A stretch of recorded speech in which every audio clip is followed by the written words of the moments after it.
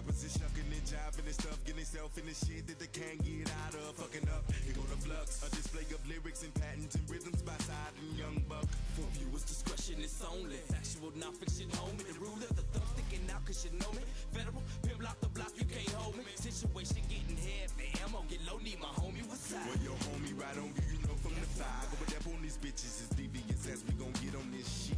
Let's talk, let's not sit on this shit. We the shit on this shit, they just spit on this shit. So much psychodramatic, oh happy, get this bit crazy. The ranger with it, this shit buck inside is the physicist. Belligerent, feel it, cause we ignorant. Nigga, y'all in it, the flux is the subject of weight and adrenaline. The feel a bitch, side the medic, buck the relic, and drama that did it to him once again.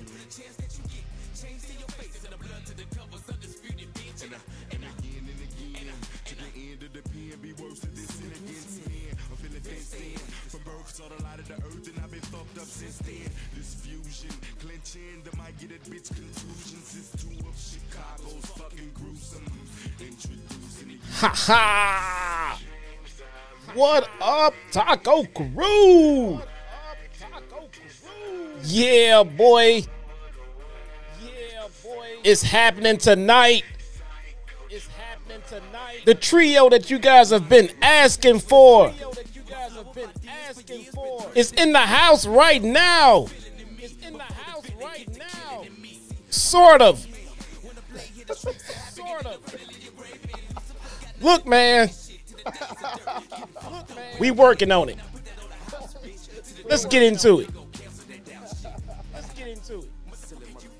That's funny. and you can inhale the danger. Consider this us spilling out pills of anger. Fuck around, swell a vein up and make you rebel on a stranger. Can't contain the things I'm thinking. Sometimes I be feel like I'm sinking in the motherfucking words of the rap. Floating in the ink pen, breathing and blinking as I lead you to the brink and push you off in the deep end of the issue. Out of the realm of reaching, you ain't gonna know what the fuck to hit you cause you sleeping.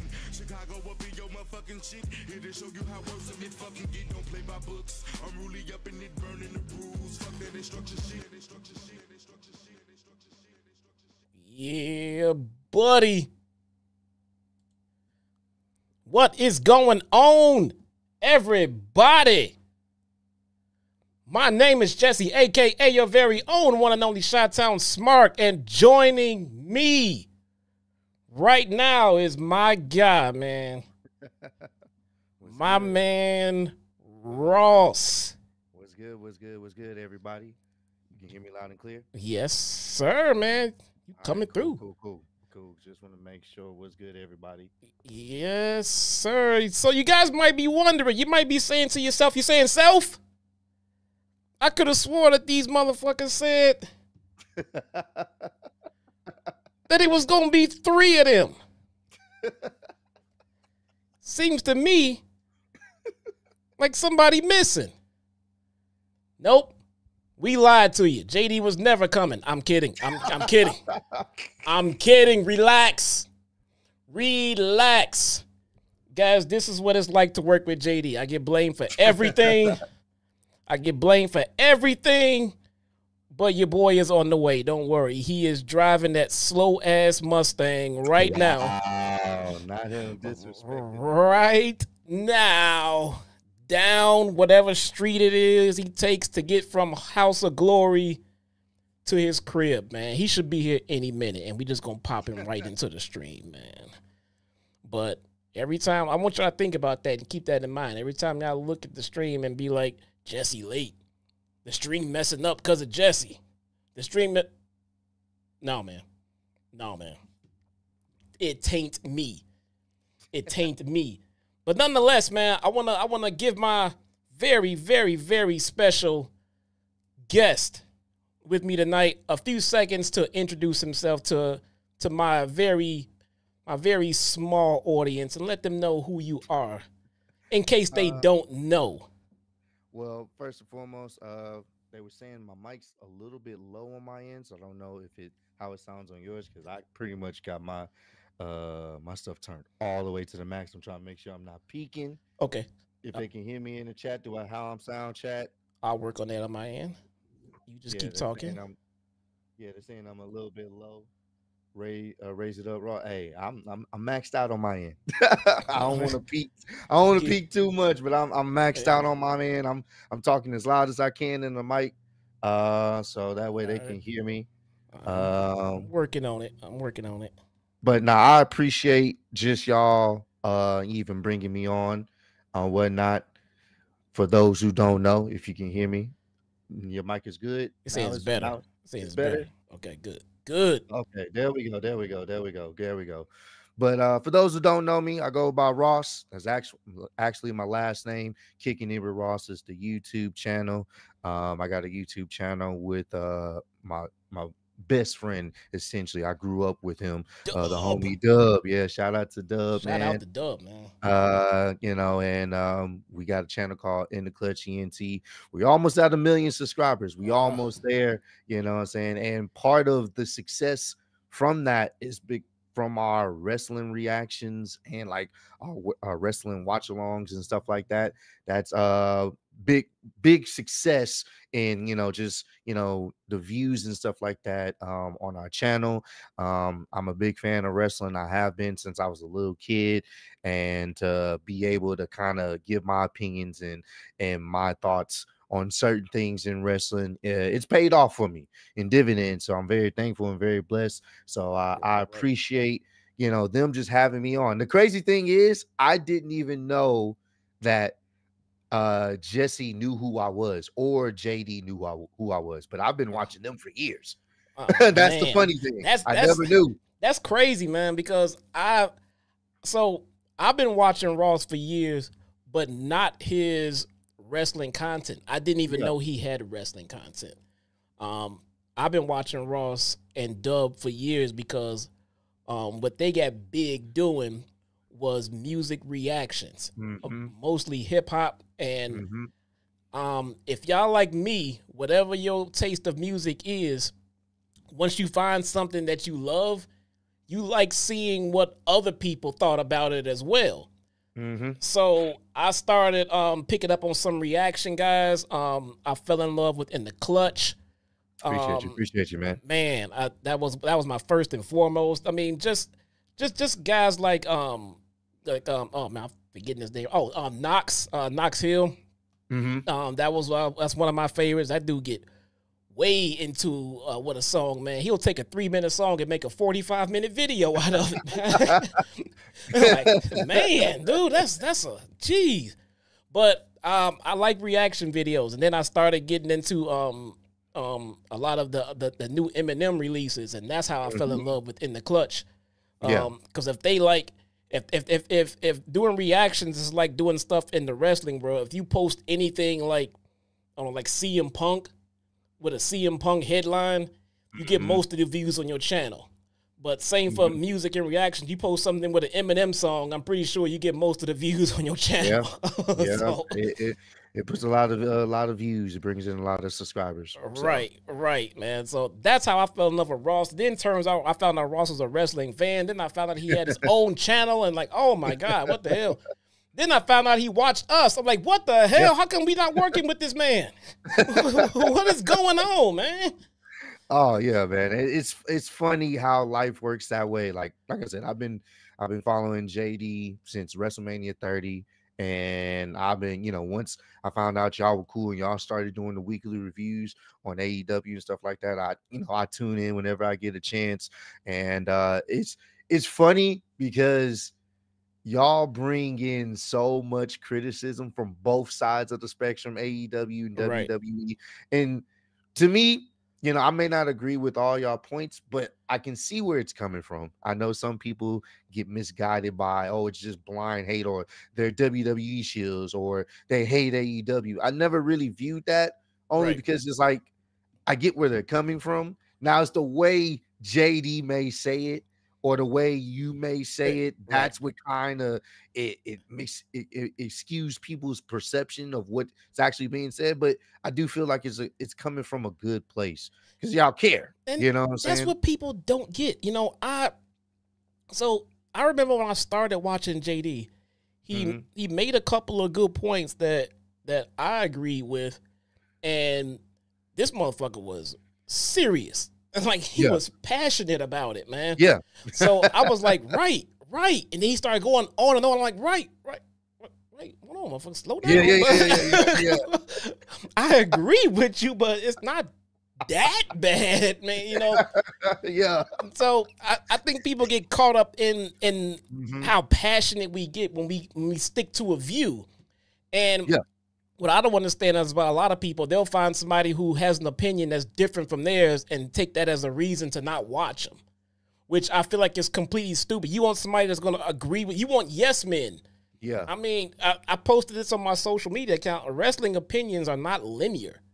You know what I'm saying? You might come to the same ending, but sometimes you might not take the same route to get there, if that makes any sense. Facts. Yeah. So at the end of the day, we want what's better for the company, okay? For sure. That's the destination that we are all getting to. Now, the route that some of us take, it might be different. Some of us might sit here and say, well, I think it was a okay show. It could have been better. Some of us will sit here and say, oh, I don't know if I liked it or not. I think last week's was better. And then people like JD will come here and say, this fucking show sucks. This is the stupidest shit I've ever seen. You know what I mean? So, I mean, we want the same thing. But some people hear how he react to it and might lose track and forget that maybe he does want what's best for the company. Yeah. We just don't like how the route he's taking. He's taking the long route. He's taking the worst route ever. He's taking the route with the potholes and the drive-bys and everything else. Take the easy road. You know? I mean, so look, that's his road. Sometimes I take a road that I had somebody on Twitter today tell me that he didn't know if he wanted to watch this stream because I didn't like CM Punk. Yeah, I saw that. Is it law that you have to like CM Punk? No. Is it law? I mean, it's okay if we don't like the same people, but we all like pro wrestling. That's what I don't get about this, man. People are just psycho sometimes. I still don't like Punk. I still think his dog is ugly. But that don't mean that we can't... Not another Drew. that we can't... Fuck that dog. Drew would love you, man. Y'all be friends. Y'all, man, I would put shots together. I would love to sit and have a drink with Drew, man. We can sit and talk about how ugly that damn dog is, man. See, here's what I don't like. Y'all motherfuckers sit around and pretend that dog is cute. Y'all know that dog is ugly, man. Y'all know that. Y'all lying to yourself. Y'all don't like saying stuff that's not PC. Y'all know that dog is ugly. Dogs are not babies. There are such thing as an ugly dog. Is it true? And that's an ugly dog. I love dogs. I've had many a dog. I love animals. That's an ugly dog. People, there's nothing wrong. The dog is ugly. So what? That don't mean he don't deserve love. He gets love. That don't mean like want him to die. Well, no, I mean, I don't know, but maybe. But still, but just because you ugly don't mean you have to lie and pretend you cute. He's not cute, and y'all know it, man. So quit playing. God. Okay, I'm off on a tangent because I think we all agree that the dog is ugly. But we'll go on to the subject matters at hand today. Today we are here for a reason. Yeah, we are. We are here because the most polarizing documentary has hit the interwebs earlier this week. And it is the Netflix docuseries of Mr. McMahon. Good shit, man. Some good shit. I gotta tell you. Did y'all hear the part? Where he said when the producer was like, "What you thinking about now?" Thinking about sex. I was like, "What the? Did he forget where he was?" Because he said he has multiple brains. They're like different computers, and he's like they're always thinking about something different. And producer's like, "Hey, what you thinking about now?" And he's like, "Well, I'm thinking about something fun. I'm thinking about fucking. Thinking about something sexual." I was like, and I bet you I bet you, I don't know what the timing of it was, but I bet you that statement was made 24 hours before the Janelle Grant scandal hit. I bet you that's when it was said. I mean, that's what I want to think. I want to think it was said in the first 20 in the next 24 hours. It could have been said in the first minute they started recording him. Who knows? Which would make it just as weird too. Yeah, nah. It was just a weird thing to say about one of your mental capacities while you're talking about your life and everything that you've accomplished. I'm horny right now. What? Nigga? I find myself equating Vince McMahon to a certain politician running for president these days. Boy. In the sense, he was in there too.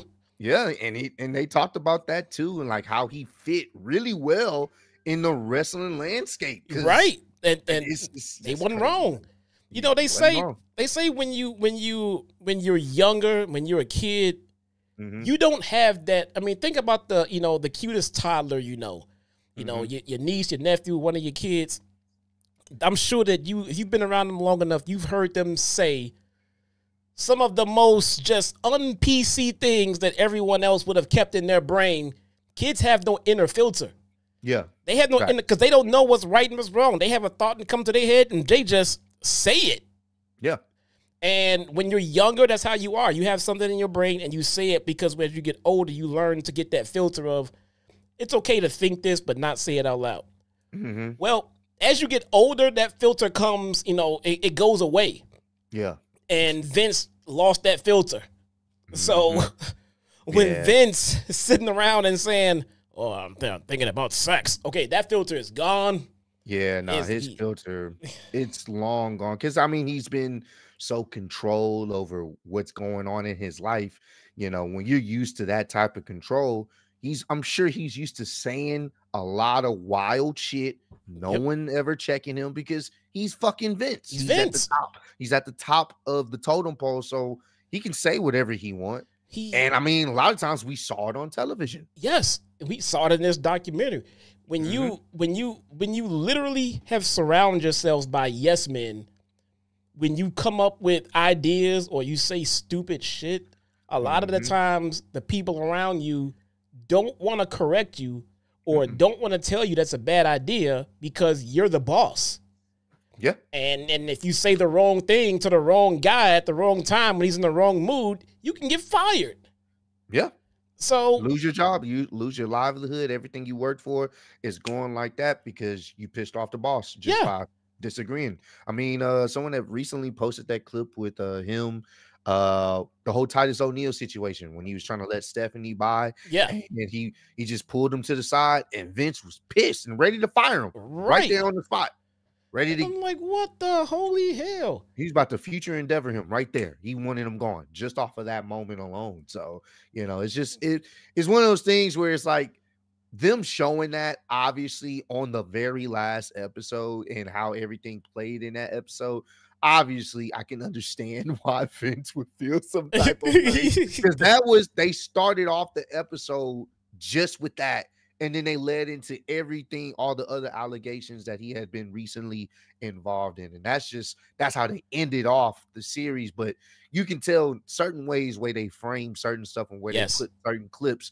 They had a narrative theme for each and every episode. And that one was obviously, things that involved the recent case and stuff like that. So, yeah. And I think it's important that we preface everything that we say here about this documentary and in all fairness, Netflix did take all of the footage. They had over 100 hours of footage. They took the footage and they gave it to their best editing team, and they were able to put certain clips and certain wordings in certain order to give out the narrative that they wanted to give out. Yep. Now, that does not mean every time they did that it was skewing his words or taking it out of context. But it also means that sometimes it could have been doing that as well. It's up to us, the viewers, to decipher when they were being a little bit too liberal on the creative, or when they were just hitting it home, you know, because to be honest with you though, like for instance, I personally saw a spot where they put Bruce Pritchard's reaction, his reaction to what happened in the Montreal screw job. Yeah. They put that reaction into something that he made somewhere else. I think he made that reaction at the Royal Rumble with the Rock and Mick Foley match with the chair headshots. Yeah. You remember that? Because I'm like, wait a minute, that's not that clip. Yeah, it looked weird. I was like, that don't look like that was to the same situation. Right. You want to know exactly how what you're we talking about. caught that though? We caught that because that was the clip from Beyond the Ring. That Beyond the Ring documentary. So that is how. Okay, I got good news. We have JD. Okay. Hey, he got here fast, man. Yeah. So bear with me. And I know y'all gonna see all of this, but we gotta add him. There he is. There he is. Oh wow, man! Look at that. What happened to my camera? I don't know, bro. Where'd you go? Why is there an issue?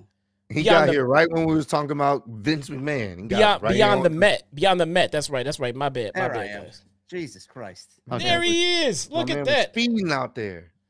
Man, yeah, man. You gotta press the gas on that slow stang of yours. Here we go. Disrespect. Man, I sped from the House of Glory Arena to get here, and that's how you treat me? Why is my camera going out? That I don't know, man. That the virtual camera thing? No, I that doesn't show up. I don't know what's going on. Hold on, give me a second. Well, all right, while you figure that out, did you drive the Dark Horse or the shitty Mustang? Oh, he got a Dark Horse. Oh, that's fire. He do. He got a. So he says. Fire. He says he. He said. So he says. That's fire. Man, you want me to drive the Dark Horse to Jamaica, Queens, Man. which is one of the worst fucking areas in New York. Oh my No, God. thank you. So you wasn't flying nowhere. Let's get that straight. You was going slow as hell. So he was in the everyday driver. Okay. He was hanging out with 50, man. Yeah. Which is going to be another documentary coming out by Netflix that we need to cover. Oh yeah. Yeah. The Diddy scandal. Yeah, man. Yeah, that's going. Ooh. That's going. Netflix is running it up. Yeah. They are running it up. They got the whole Christmas Day game. They got that lined up, and now really? Christmas Day game is going to be I want to say Texans in Baltimore on Christmas Day, streaming only on Netflix. Only on Netflix. All right. And then I do think they also, Monday Night Raw going over to Netflix as well. So yeah, now Netflix they bring in the bag. They putting out all they stops, and I think they're doing, with the whole Vince McMahon documentary, they definitely, capitalizing off that too, because we was talking about this earlier before we even set up the stream and stuff like that, how this documentary felt more for the casual fan that may not know all of what Vince has done and the accomplishments of the company and stuff like that. So it's kind of like a good introduction for people who don't know exactly about WWE and its history. And for the fans that do know, the fans that's invested in it and and knew all about some of the behind the scenes dealings over the years and information being put out, it was a refresher, but it was at the same time getting that perspective of how Vince viewed it. Right. And that to me was the interesting part, because they break down how he viewed things and his perception of business literally over everything. I think Paul Heyman said it best, like the wrestling business was his true love. Because he talked about his his affairs in the past, and it's funny, he talked about it in the Playboy magazine of all things to talk about that to expose your affairs. I was I just wanted to tell him the truth while I was watching some cheeks walk by. Like it was just one of those things. So to see that and to hear Paul Heyman basically say like his one true love is the wrestling business. Everything else, you have a problem with it, it is what it is. It is. I think one thing a lot of people won't understand about Vince McMahon. I mean, for us who's been watching his product and him for long enough, we get it. But Vince McMahon, when he says stuff like, oh, I wouldn't have anyone do anything that I wouldn't do myself, he's not lying. No, he's not. He's not. He is serious. So, and when Paul Heyman said that his first love is this business and everything else, and himself second, he's not lying either, man. Nope.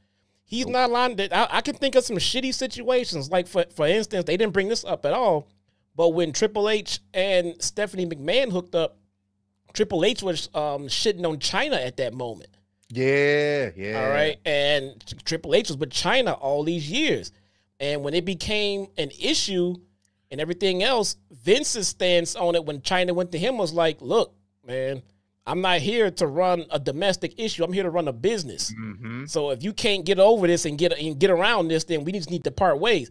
And that sounds like some cold-hearted shit. But at the end of the day, Vince is about this business and nothing else, man. Nothing else. He brought back Bret Hart. I'm pretty confident he had a hand in at least some kind of say-so in bringing back Punk. And those were two people who were persona non grata in this company. But if you can make money, Vince will deal with it, bro. Yep. I mean, he'll take anyone. But he brought back Sable. She sued the company. Yeah, sued them for millions. For millions. For millions, bro. And they even talked about it and turned it into a storyline. They don't care. Vince just wants to make money. He is the P.T. Barnum of pro wrestling, bro. It's all. If it's not about the business, he don't care, bro. He got mad at Stephanie for not wanting to do their wedding on a goddamn pay-per-view. What the fuck? This shit, man. You're selfish. You selfish. My wedding. And that's not what he said. I bet you he said, "You selfish bitch." Bro, how was the House of Glory show, man? I believe in Joe Hendry. I've been saying it for the longest of times, man. I believe in Joe Hendry. He's actually quite bigger in person as a human being. I didn't realize he was that tall. Yeah. But, Okay. Yeah, I'm glad to see he's getting his flowers, man. We just booked next month's show, October 18th. It's going to be Nick Nemeth versus Vikingo in a one-on-one match. Okay. Wait, he's back? Apparently. Oh my I guess Brian and Red kind of screwed over Tony Khan. There he goes. We got Vikingo before AEW does, like they fucking need him over there. Yeah. And then we got Masato Tanaka versus Mike Santana for the HOG title. Oh man, okay. I didn't know Masato Tanaka was even still wrestling. I don't even know who he is, but I'll pretend like I do. ECW. I know him from ECW. Oh really? Yeah. What about Zilla Fatu? You guys still get him? Yeah, he wrestled tonight. Yeah, was it tonight? Oh, for real? Zilla was out there? Yeah, he wrestled. yeah, man. He said, "Fuck you" to GCW, but we got him. Yeah, man. That's awesome. He ain't gonna do Red dirty like that. Yeah, man. Zilla, I heard Brett Lauderdale was not happy, man. Yeah, well, fuck him. Oh, You know, fun fact tonight. Joey Janela, he reached out to Brian XL when he got to the building and said, "I don't want JD calling my match with Joe Hendry. I would like to fight him and kick his ass today." And Brian looked at me and laughed and said, "Why does he have a problem with you?" I'm like, "Bro, I don't know. I don't know Yes, you do know because you're an asshole." And then he says, "Nothing's gonna happen to you. I mean, I'd fucking kick him out of you." So, okay, thanks, Brian. So he didn't come up to you at all? Of course he didn't. After his match, he left like a fucking coward, man. Oh, now you want to talk shit because you, okay, all right. It's over now, okay. I told you don't mess with people who got nothing to lose, If man. he catches wind of this, I'm surprised, man. For him, he's probably fucking stone drunk already. Oh, he's stalking you, man. He cares what you got to say. Probably. I don't know. That's crazy. Listen, I don't know where we're going with this documentary talk, but obviously I agree with Ross. I thought this documentary was very well done. Yeah. But as far as who it appeals to, this appeals to not anybody in this chat right now.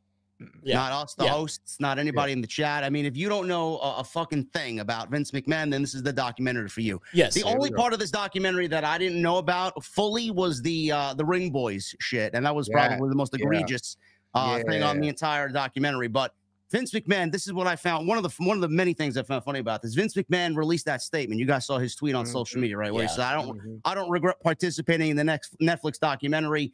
And then he goes on to say that he says he's built an incredible business, which equally filled with excitement, drama, fun, and a fair amount of controversy. Unfortunately, based on an early partial cut, this documentary falls short and takes the predictable path of conflating the Mr. McMahon character of my true self, Vince. The title and promos alone make that evident. This guy sat down for over 200 hours of documentary and then wants to say, hey, man, you guys didn't do the right thing. I found that to be quite funny. You didn't have to fucking sit there. You did. Vince has been so protective over everything. It's like, why are you agreeing to do this? And then obviously coming out and lying to everybody after the fact. We all know that Vince and Mr. McMahon are the same fucking person. Bruce Pritchard made me laugh more than anybody on this thing. Because he said at the end of this thing when Simmons asked him, what'd you think of the documentary? Oh, I think it sucks. I thought it was a gotcha piece on Vince McMahon. Gotcha to who? Fucking Bruce, man. Gotcha to who? Fucking Bruce. Because it makes Bruce look bad. And this is what Jason and I talked about on TNT.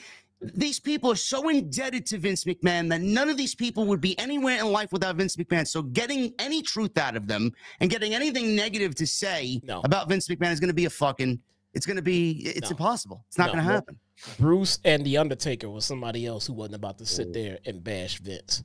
Yeah. You know, it's just it's not what he expected. I think Ross hit it on the head when, I mean, getting Vince McMahon's words out of his mouth on certain situations that we all knew the truth about, us hardcore fans. That was the interesting part from this documentary. That's all we could take, because we knew it. We already know the truth about 99% of the shit that came out of his mouth. But to hear his take on it, we can say like, oh, that's what he thought.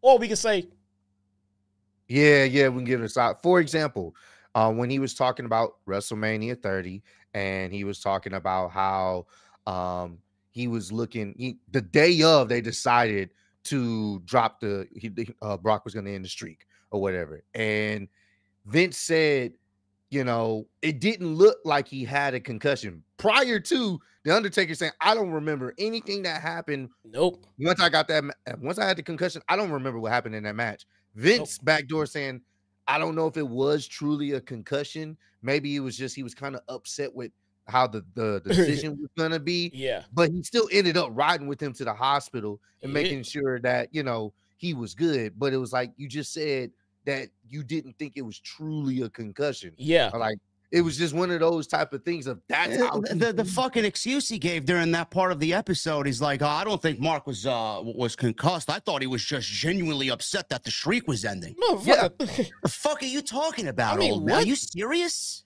And like, he wasn't concussed in the fuck. I think everybody watching this shit can pinpoint when the Undertaker was concussed in that match, and then Vince left his his #1 show all year to go attend to him and sit bedside while he was laying up with his wife. I think that's the bigger news to that story there. Vince McMahon left WrestleMania.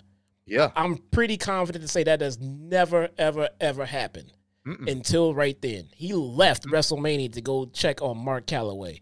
Well, that's brotherhood right there, man. You kind of got a sense where this documentary was going, because nothing out of Vince's mouth, I believe, or I sit with is, you know what, he's telling a good point, man. Nothing he says. He said, as far as the way that this documentary was going to go off, he says he wishes he could tell us the real stories because holy shit. And then Simmons says, well, you want to share some of them, and he gives us. Fuck no. He's like, I'm not going to tell you the real story. I'm gonna give you enough that makes this documentary semi-interesting. I don't want anyone to really know me. Yeah.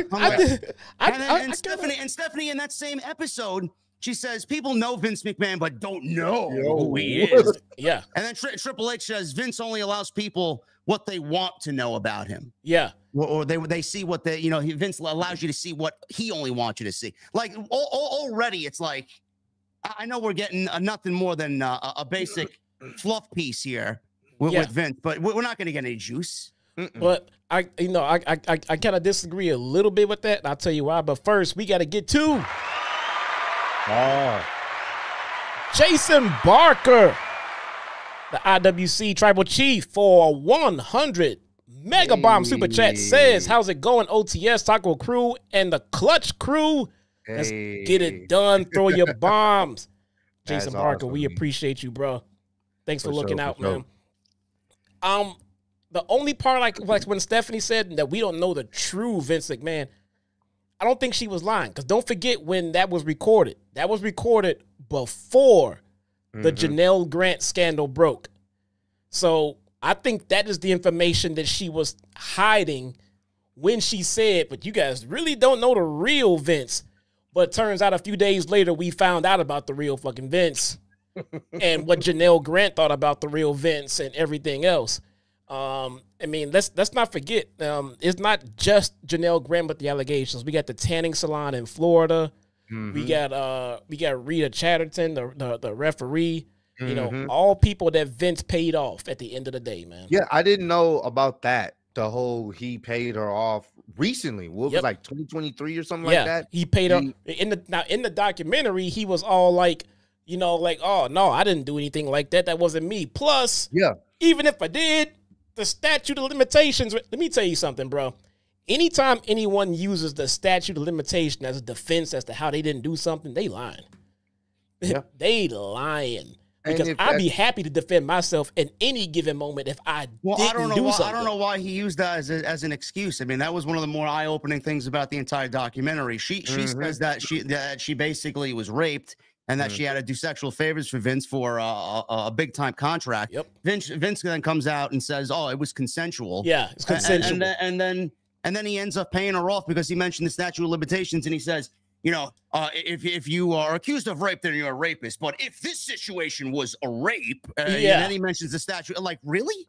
Yeah. Why would you use that excuse in the way that he came off with that tone? If it was a rape, no, Vince, it was a fucking rape. I mean, if it was, see, when New York lifted the statute of limitations for women on sexual assault, he paid them off quicker than Diddy did Cassie, man. Bro, he paid them off quick. I didn't know that. So it was one of those things where it's like, well, why would you pay? Why would you pay? Bring it on. You know, you get the high-powered attorney. She's a nobody. Bring it on. They wanted to bury it. He was in the middle of that TKO merger. He didn't want this shit to pop up at all. And the fact that when they, you know, initially brought it out and she initially came out, nobody believed her. Nope. Everybody looked at her as, oh, you're just trying to, you know, get some more, you know, get some money off of him. And this is, I want to say this was after the whole situation with the steroid scandals and everything that he had been with. He had always been on the winning side of a lot of these situations, or people couldn't really blame him so much for what had happened to certain wrestlers and stuff like that. So when this happened, and she's going to all these different outlets and trying to speak her piece at that time period, no one fucking believed her, because guess what? WWE is one of the hottest products on the show. We can't see Vince in that light. We don't fucking believe you. Shut up. Yeah.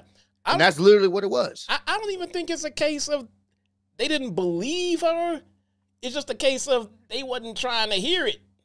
That could be too. It's like we, okay, are you telling the truth? I don't know, maybe, probably. But if we acknowledge your bullshit and pretend that you're telling the truth, we got to answer to Vince. So fuck you. I mean, I'd rather convince myself that she's lying. She can't be telling the truth. Yeah, because Vince is signing your paychecks, bro. Yep. I mean, what are you gonna do? Take her side? I mean, in a way, I kind of get it. But for me, as opposed to going out and saying she's a liar, I'm just the kind of guy just be like, I ain't answering this shit. I'm out. You know, don't put me in it, man. Don't put me in it. Don't make me talk, because you know, the one part of the whole documentary I wish we got a little bit more of was Vince's upbringing, because he did say he didn't really come into contact with his father until he was 12 years old. He didn't know that he was a McMahon until that age too. So, you know, I'm watching this, and all through the documentary, I didn't hear anything else about his childhood. I feel like what happened to Vince, apparently his stepfather was abusive. Obviously, we know how controlling his father was. I don't know how true it was. I did hear news stories about maybe his mother abusing him as well as a child. Again, I don't know how true that is. But obviously what happened during his upbringing has molded him into the man that we see today. And I really wanted to hear more about that. But on top of that, he says when he got into the business with his father, that he didn't watch much wrestling until he met his dad. He immediately fell in love with the business and then wanted to be a part of what his dad was creating. So my question to both of you guys is, do you think Vince, at the end of all this, loved professional wrestling? Did he want to be in wrestling?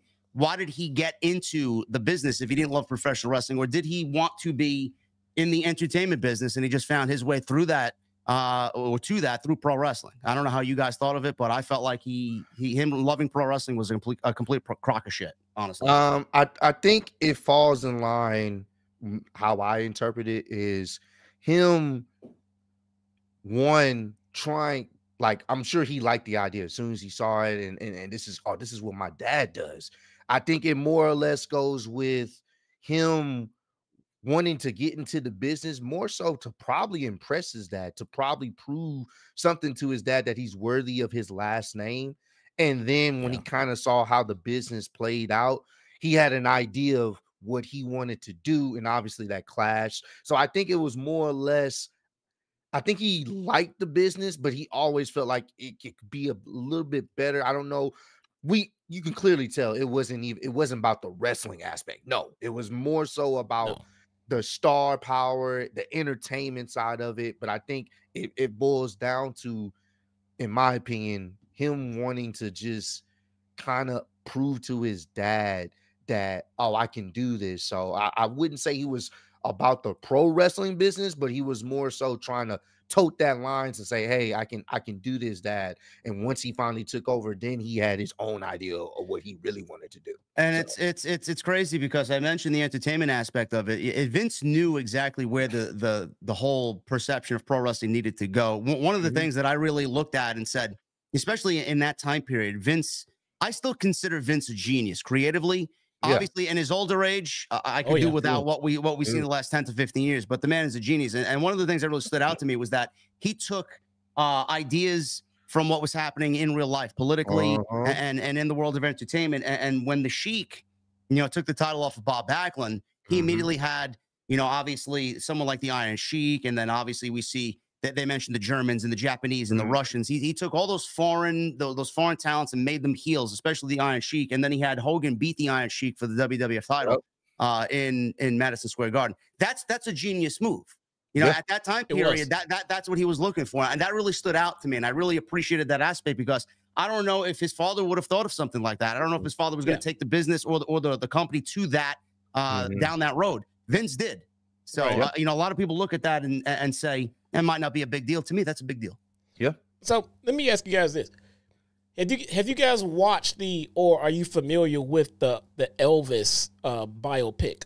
All right. So, well, if you're not familiar with Elvis, he had his manager, the Colonel.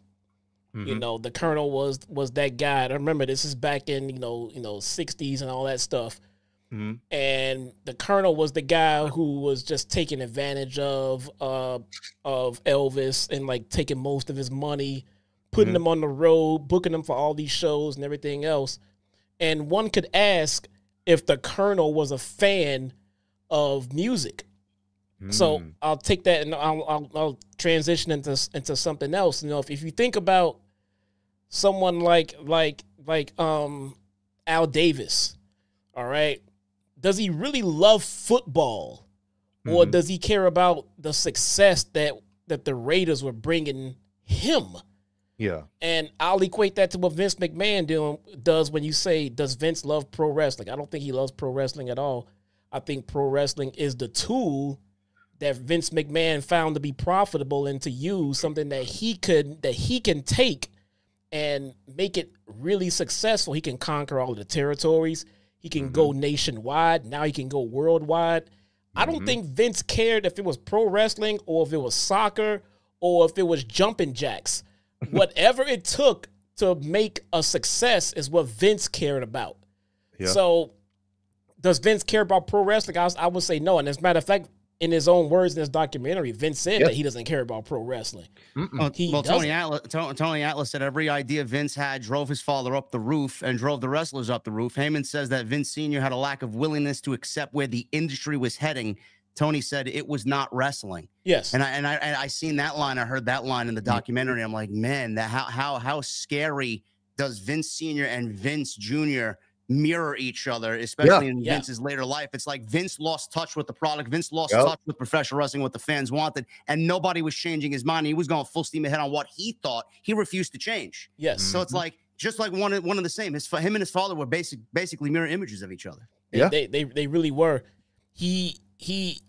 Vince wants to win at all costs. At all costs. And the wrestling business was his forte. And when it came to that business, he wanted to win. He wanted to conquer all the territories. He did that. He wanted to own all of the big name wrestlers. He did that. And once it transferred from just conquering everything and he had all of that, at that point, it just became, well, whatever I say goes. I mean, it's just now I own the wrestling world, and whatever I say goes. And I think Shane made that clear when Shane said he had some. Shane said, I had some great ideas to do this and do that. And what is the one thing, I know me and JD talked about this a lot. If Vince McMahon didn't come up with it, he doesn't give a shit about it. No. It could be a fantastic idea. Yeah. He didn't come up with it. He doesn't give a shit about it. Why? Because he doesn't care about wrestling. No. Yeah. And Vince's his relationship with Shane was the same relationship that Vince Sr. had with Vince Jr. Yep. So again, another relationship that was a mirror image of each other. Vince had to prove himself to Vince Sr. and Shane had to prove himself to Vince.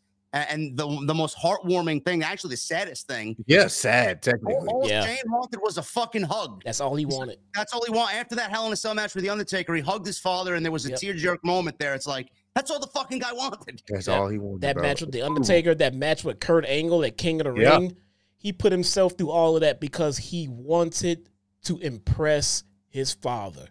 That's it. That's what was important to Shane. He put himself through pure hell just so he can prove himself to his father. And it feels like Vince was just like, hey, okay, good job. Next match. Yeah. And that's crazy. Crazy seeing that, just growing up and watching Shane literally just throw himself off of whatever. How high? All right, I'm gonna jump. I'll jump. I'll do it.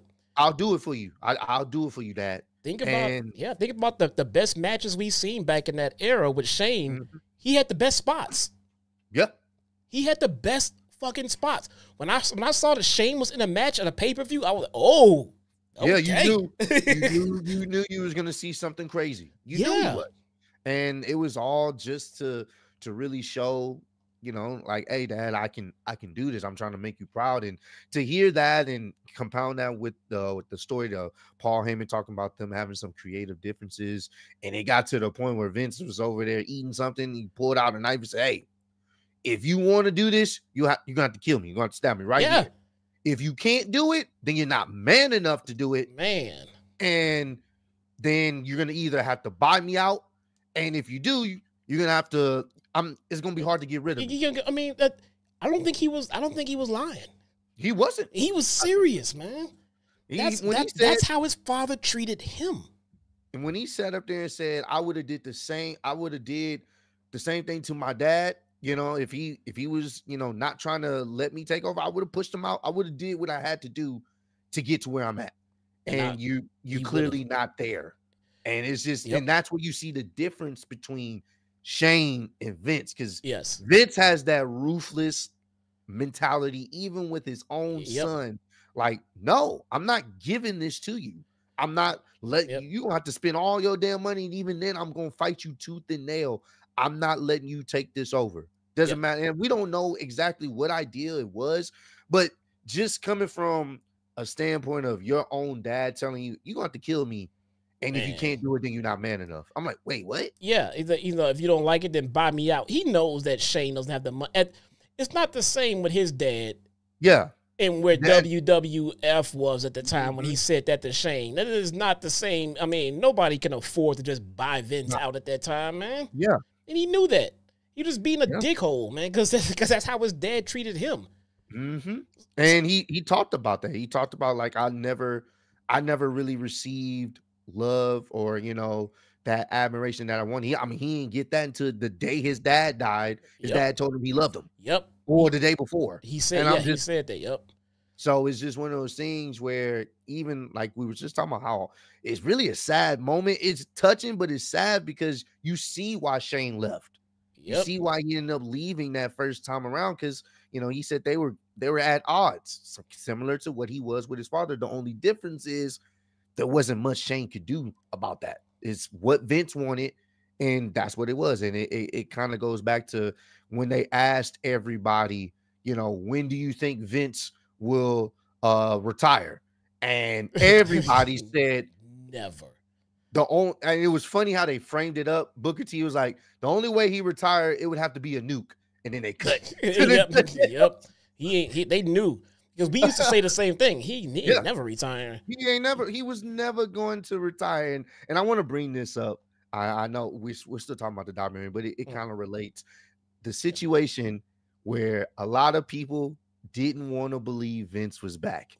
And I mean, to the point where they was like, oh, y'all just making it up. Yep. Vince is not back. We don't know what you're talking about. And you could see it on television. After things had died down, nobody wanted to. And I remember y'all talking about it. I got so much We knew shit it. for that He got, shit. he did. He got so much fucking bullshit. So much shit. Like, you don't know anything. How do you know? You don't work there. I'm like, asshole. Watch the fucking show. I think the most egregious thing that we saw was, all right, all of a sudden Omos comes out of nowhere and he's I'm like, gee, man, I wonder who fucking booked that one. And then people were like, that's Triple H, bro. No, what the fuck it's not. Yeah. No, it's not. I had to mention that because I remember it was every day I was just Triple H booked that Monday Night Raw after Mania. You guys remember the fucking steaming pile of garbage that was the worst people ever. thought that was Triple H. Yeah. All right, he did. This guy took so much shit for that one, man. My God. So I had to bring that up because once again, it plays into the idea that for Vince, his mentality, and he said it in the doc, people that retire, he views them as weak. He's like, you might as well just drop dead and die. Yeah. That's how he views people who just retire, and just in a sense of not wanting to let it go. And that was him. He was not going to let it go. My man retired, came back after he thought everything was, kind of, the fire had settled. And even though he wasn't actively, putting it out there that he was booking the shows, but he was there because what else? This is all he knows. He doesn't know anything else than just WWE and wanting to book the shows the way he feels like it should be booked. Yeah. So me and Ross were talking about this a little bit earlier, but Netflix, if they do nothing else, they do one thing right, and that is documentaries. Their producers, their editing team, they will put together a world-class documentary when they sit down and put their hearts and money into it. And for this one, they had some pretty prominent names to all sit down and talk about the man that, like when Vince said, I don't like talking about myself. That's a shoot. Mm-hmm. That's a shoot. He does not like talking about himself. And I heard quite a few people say that. They had people sit down like Hogan, Bret Hart, Triple H, Bob Costas, Shane McMahon, Vince McMahon himself. All right. Paul Heyman, Linda McMahon, Bruce Pitcher, Eric Bischoff, Tony Atlas, Jimmy Hart, Wendy Richter, Dave Meltzer, Stephanie McMahon. Let's see. AEW superstar Shane McMahon. Sorry. Cody Rhodes. Cody Rhodes, The Rock, Stone Cold. I mean, Phil Munchnick and John Cena. And that is Phil Munchnick is somebody that is playing a pretty big role in this, by the way. Well, the thing you mentioned that Vince said he doesn't like talking about himself. The reason why Vince said that and the nervous tone that he did is because Vince is not in control. He sat down for 200 hours of fucking interviews and questions. Vince is notoriously known for controlling everything, loving power, micromanaging everything. So you're going to put his life and his career and his successes in someone else's hands for them to tell the story. You can imagine how he was shitting his pants for 200 hours. Yeah. Every other documentary that Vince has sat down to do, he can walk away from it and have the confidence that what's his name? Fucking the Beaver. Kevin Dunn. Kevin Dunn is going to have his back when it comes to the post. And that's why he tried to buy it. He tried to buy the documentary back from Netflix because he felt like, let me throw money at it, I'll bury it, and nobody will ever see it again. But that wasn't going to happen. He even got Ari. What's his name? To fucking back him up. Hey, Ari can we get? Can we get this back? No. Then Netflix told him to fuck off. You are not in control anymore. Yeah. No, you can't have it back. To be honest, I don't think it was bad enough for Vince to drop millions to kill him. I really don't. No, it wasn't bad at all. No, and I don't think it. Nothing happened. Again, nothing happened here that we didn't already know. It was just all in one consolidated location. That was the thing.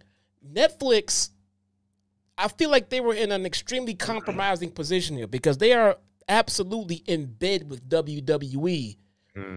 Come later this year. I mean, so for them to put this out at the same time when they're getting ready to air WWE product was probably a little sketch for them, but they chose to go with what the fans probably more than likely wanted to see.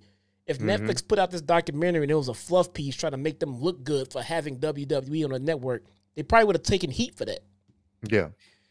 Yeah, the one thing that I was surprised by this documentary, there was a lot of Hogan. There was a lot of Hulk Hogan. Oh my God. Now I know you can't really talk about Vince McMahon without mentioning Hulk Hogan, because outside WrestleMania and things like that, Hulk Hogan is probably Vince's greatest creation.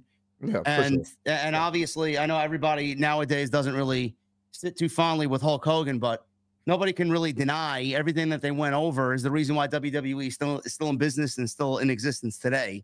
Right. And Hogan was not only part of the biggest moment in pro wrestling history at WrestleMania 3, he was also part of, probably in my opinion, the greatest moment in pro wrestling history, a turning point in the business when he turned heel at Bash at the Beach. Yeah. So there was a lot of Hogan on this. What did you guys think about seeing Hogan and obviously him telling the stories about what he went through with Vince? And he actually said, is there a difference between Vince and Mr. McMahon? And he was one of the several people that said, people said no. All of them said they're the same thing. No. Everybody said no. Stone Cold said no. No, John Cena same said thing. no. No, same thing. Hogan, no. They're not lying. Who would know Vince better than Hulk Hogan? Nobody. Even Bruce Prichard said no. Nope, same thing. The issue is with Hogan is that if you, just think back to recent memory, Hogan is having a hard time recollecting the facts of things that have happened in his career. So for him to be on this documentary and for him to believe everything, it's hard to believe what he says, because he's been having such a hard time recounting things that he was a part of in pro wrestling. Stuff that I remember watching the video with Jason Solomonster. This guy, Hogan, went off on like a 20-minute tirade of complete lies about actual fact with video proof behind it. So Hogan has not been on the right path as far as remembering shit that happened in the past. So when you hear him say some things that you don't know about, for me, it made me think, is Hogan remembering that correctly? Because his ass has been a little bit sketched. No, Hogan is a notorious liar. He is, man. Everything he does is in a work fashion. And he is snitch. Man, bro, I got a major notes about how many times Hogan ran and snitched to Vince. Oh my God. I'm telling Vince.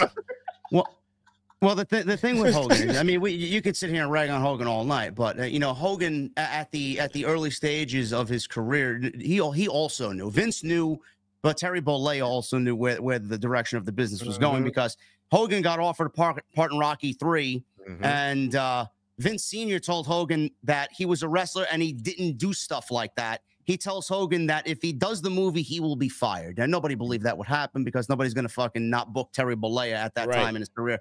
Hogan does the movie anyway. He says it was one of the smartest decisions he's ever made. We get footage of the Rocky 3 scene, and it's something that also stood out to me too, because Hogan knew where the business was going. He did it against Vince Sr.'s wishes, and look at where it got him. He went on to do movies in Thunder in Paradise, and they made the movie with Vince. Him and Hogan went away for a little bit and did the movie with Zeus. All bad movies.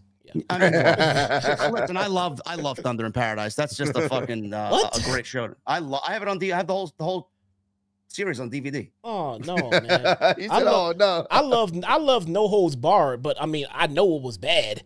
No, that movie was bad. It was very bad. It was written by Vince and Hulk. In a hotel room. Very bad. I liked it because I was a wrestling fan. But it was bad. So we had John Stossel interviewing Hogan, and he asked him if he used razor blades. What did Hogan do? He ran right to Vince and stooged. Right away. Well. To be fair, if I'm Terry Bollea in that as well, and Vince is treating me as the #1 guy, and I'm the #1 guy, I'm going to tell Vince too. Yeah, I understood why he was loyal to Vince, because obviously, like he said, everything that Vince said was working. Yeah. So the one time he didn't listen to Vince is when he went on the I forgot what talk show it was. Arsenio Hall. And he lied and said, "No, I didn't take steroids." And other people was like, "Man, I shot him up like last week." I shot him up before that show. Not even that. The best part of that was Vince is on camera being interviewed by Bill Simmons. He's like, "Tell the truth. The easiest thing to do in that moment is tell the truth." Coming from Vince. Coming from Vince. You got got some fucking balls Coming to from go you on have it. some fucking balls, Oh man. my goodness! You tell the truth. Truth, yeah. Man, Jesse the Body wanted to start a wrestlers union. He had a lot of the boys actually on board with getting it done because there was a lot of shiesty stuff going on with contracts and everything else.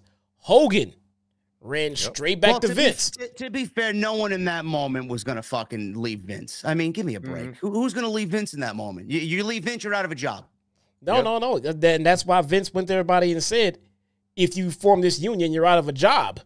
And then the Body had enough people that was at least willing to sit and talk about it and figure things out.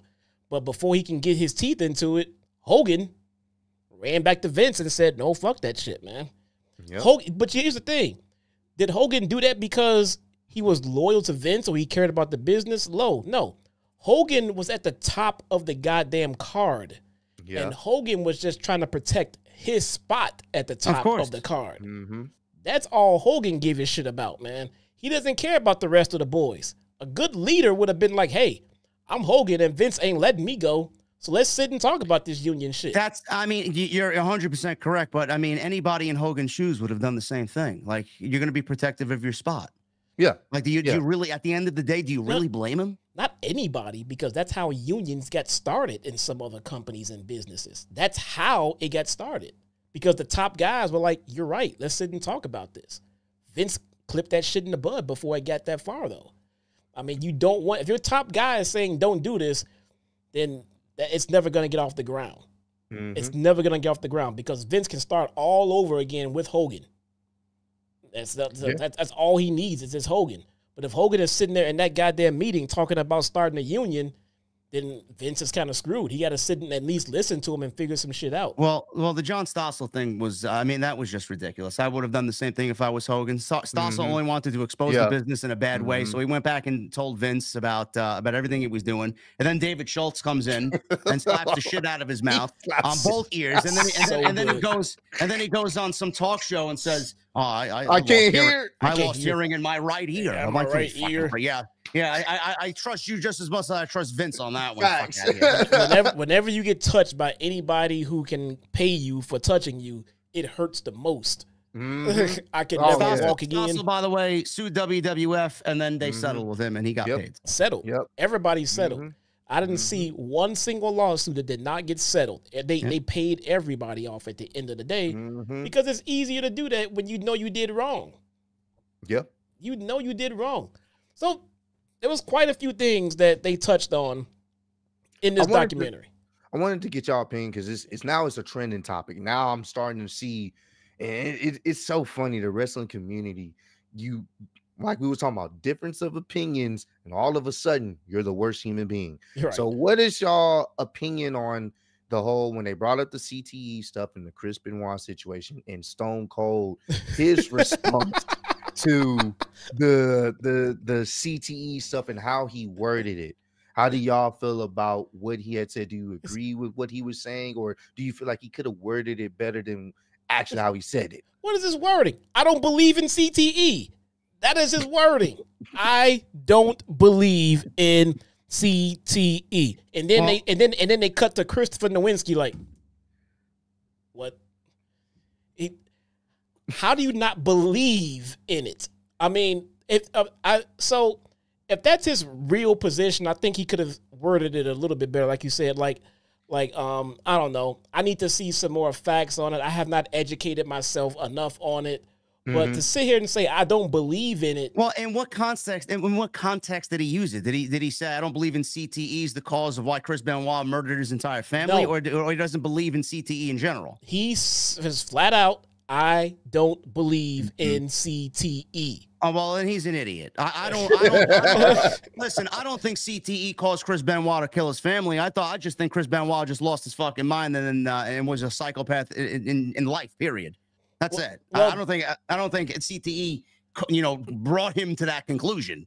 Yeah, I mean, he was drawing a lot of stuff mentally too. Yeah, so they're drawing a lot of parallels with. I mean, I think the Pittsburgh Steelers lineman who decided to get in his car and just go on the wrong side of the highway and just kill himself and whoever else he hit.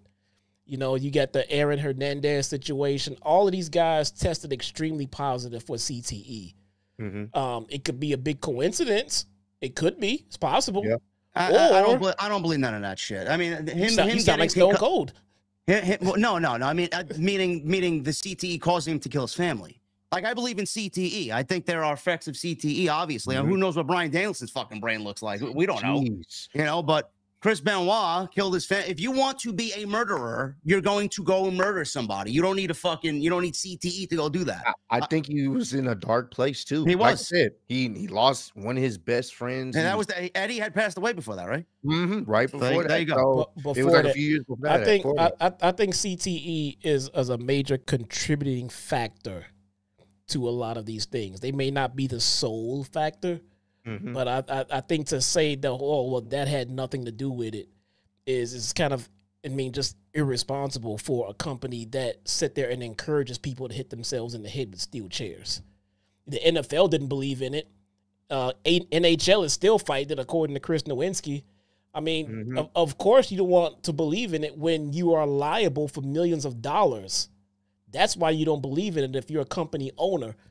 But to say it had nothing to do with it, it's meet in the middle. Did it have nothing to do with it, or did it have everything to do with it? Maybe it was a factor. I don't know. RDSX in the chat says, I disagree. CTE really fucks up that part of the brain. I'm sure it does. I just don't think it was the reason why Chris Benoit went fucking mental. I thought losing Eddie Guerrero was more than enough reason for him to want to say, I'm done with this life. Goodbye. Yeah, well, it could be a factor take too. His entire family with him. I mean, that's another story. But yeah, you can say, well, what he killed his whole family because of Eddie Guerrero? No, but it was a factor. The Eddie Guerrero, the CTE, the fact that he was still currently using steroids. I think those are all contributing different factors. Type of drugs. Yeah, you know, and it was, they brought up that fact of, wrestlers dying young, and does he feel like he has any responsibility for wrestlers, dying at such a young none. age? None. I accept no responsibility. That's a bullshit answer. You're the fucking CEO of the company. Everything goes through you. Everything's a reflection on you. And he's like, I have no part in that. I accept zero response, absolutely none. And then he get mad. Oh, what are you gonna get? Oh, He about to slap the shit out of him. Man. Yeah. He said, I wanted to choke him. I was like, damn, bro. What the fuck, man? And here's to expound on that even more, the fact that he, people would say, he wouldn't directly tell people, hey, you need to start juicing. He would just say, you need to work out. You need to work out. You need to get, pick up some size. And obviously, I like big sweaty men. if the top guy that's paying your checks is saying you need to get bigger in size, you're gonna, all right, I need to figure out what I need to do that, because I'm trying to get seen on TV. I'm trying to make my money. If this is before that time period of everybody's just having guaranteed contracts, it's like, hey, I need to get seen on TV. That's a slippery slope, though. Vince can go out there and say, well, I didn't really sell it to these guys, which is true. I didn't tell them to go take it, which I believe is also true. But you could say, take these steroids, please. I need you to look a certain way without saying it, because all Vince did was push guys like that. Brett even said it. Yes. The guys that were injecting steroids, they were in the main event. They got pushed.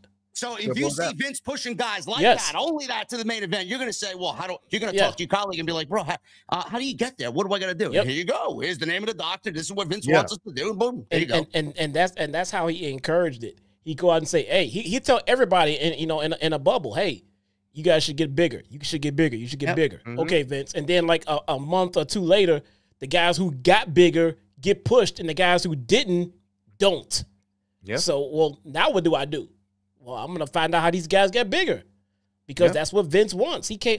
The thing I love about this documentary, Vince came out and said how he loves big sweaty men. The World Bodybuilding Federation. I fucking laughed out loud for that shit, man. He loves that shit. He loves He loves big muscly men. He loves them in more ways than one. Yeah, though, man. He's stick this in your ass. That guy, he loves big sweaty men. I love how Linda's in this documentary still married to Vince and just want to pretend like he didn't do any of this shit. I just think that's a marriage just for documentary reasons. I don't think they're actually like married at all in any. No, like, they've been separated for over 20 years. I mean, but they won That's been divorce. documented. They Why? won, I mean, well, I don't know. the Vince is out on dates with other hot women and shit, man. Is that right? Getting pictures with them on TV. I mean, he doesn't give a shit. He's not even trying anymore. Well, going back to episode 2 here, they talked about the WrestleMania 3 main event with Andre and Hulk Hogan, and there was a lot of Dave Meltzer in this documentary too. So if you're a fan of Dave Meltzer, man, great. If not, then you got to see his face all through 6 episodes. But he talked about, you know, Vince, how they were all brainwashed for the 93,000. Now listen, WrestleMania 3 drew a large amount of people. Yeah. Whatever you want to say the attendance was, it was for that time period. That was fucking phenomenal. It was unbelievable. Crazy. Huge. Vince, 93,000. Bruce, 92,000. Hulk Hogan, 93,118, whatever the fuck. Yeah. And Meltzer's like, yeah, 78,000. Yeah. 78,000. Stop. Quit playing. Like, that's one aspect. And Vince has once upon a time said it, well, those numbers are kind of embellished for entertainment purposes. Yeah. So it's like, you know, another one was WrestleMania 32, 103,000 in AT&T Stadium. No, motherfucker. You had like 78,000 people in the fuck. You didn't 100,000 for that show. Yeah, No, thank you. they start believing the kayfabe at that point, man. It's like they start believing that this guy is 7 feet tall. Undertaker is not 7 feet tall. Never has been. That whole match was a work. Everything about it was a work. They claimed 93,000 was 78,000. Andre and Hulk had wrestled how many times before that? 6. Andre's been slammed already by Hulk on camera, so that wasn't the first time Hogan did that. Wasn't the first time they wrestled either. So it's like, and that's the showman of Vince McMahon. That's the part I really appreciate about Vince McMahon, because he sold you something like that in that venue and made it into the biggest deal possible. That's the part of him I respect the most. There was no internet. There was nobody posting videos of matches that happened in other territories. Yeah. So when Vince comes out to national television and says this match has never happened before, there's only a small group of people who knows the real truth behind that, and they have no way of telling everyone else. So that's just the truth that Vince went with. And he sold 98,000 tickets accordingly based on that lie. And that's what makes Vince fantastic at what he does. Don King, Don King does not like boxing. He doesn't give a shit about boxing. He doesn't give a shit about Mike Tyson. He cares about money and the job that he does. And he's a promoter just like Vince. So if they have to push a lie to sell a ticket, that's exactly what they're going to do. And it's literally their job. It is their job to fill those venues. It's not their job to come out and be honest. It's their job to sell. So after that, Hogan obviously got catapulted into superstardom. Then we got No Holds Barred, and then we get through WrestleMania 4, WrestleMania 5, and then we get to WrestleMania 6. And Bruce is on camera saying that they all felt like Hogan was kind of fading, and people were getting a little bored of Hulk Hogan. Which at that point, I was more of a Warrior guy. I don't know how you guys felt watching. To me, WrestleMania 6 was my Andre and Hulk Hogan, because I didn't watch it as it happened. Yeah. And I didn't go back and watch it until very later in my life. But when I saw Warrior and Hogan for the first time, that to me was the biggest WWF moment of all time. In the Sky Dome, that was it. I don't know how you guys felt about that match, but I remember that vividly as me loving the Warrior. I was such a Warrior kid growing up. I wasn't a Hogan guy. I don't know how you guys feel. Were you more Warrior or Hogan? I think I wasn't even born yet. So. Oh my God, dude! Wow, Jesus! I was born in '91. I was born in fucking old, man. Holy shit! I wasn't even born yet. Oh my fucking Jesus! Moving on. Right. Well, moving on. I didn't. I kind of fell out of love with wrestling around that time. I was one of those people that was like, yeah, Hogan's getting boring, and this Warrior guys, he was cool. It's like, but once the entrance was over, I was kind of done watching him. After he came down running to the ring with his jacked up ass, and he got to the ring and started shaking the ropes. It was kind of over at that point, man. It was, so for me, I kind of fell out of love with pro wrestling. I came back around the WCW days before Eric Bischoff and the NWO. I was around there for the Sting, Dusty Rhodes, all of that stuff in WCW. I started coming back around then. And then I didn't get back into WWF until the Attitude Era. Okay. Okay, so question to y'all: how do y'all feel about what the Undertaker, when they were talking about the Montreal screw job and how the Undertaker felt? Like he said, he felt bad for Shawn. He felt bad, but felt bad for Vince, but he also understood it was a business decision, and that was the best direction to go. How do y'all feel about his opinion on that? Since obviously he's another person that was very, very loyal, and they put it out there in his document how loyal he is to Vince. As far as Brett goes, Brett is like a national treasure to me. I mean, he's as big a part of a childhood or a part of my childhood as anybody.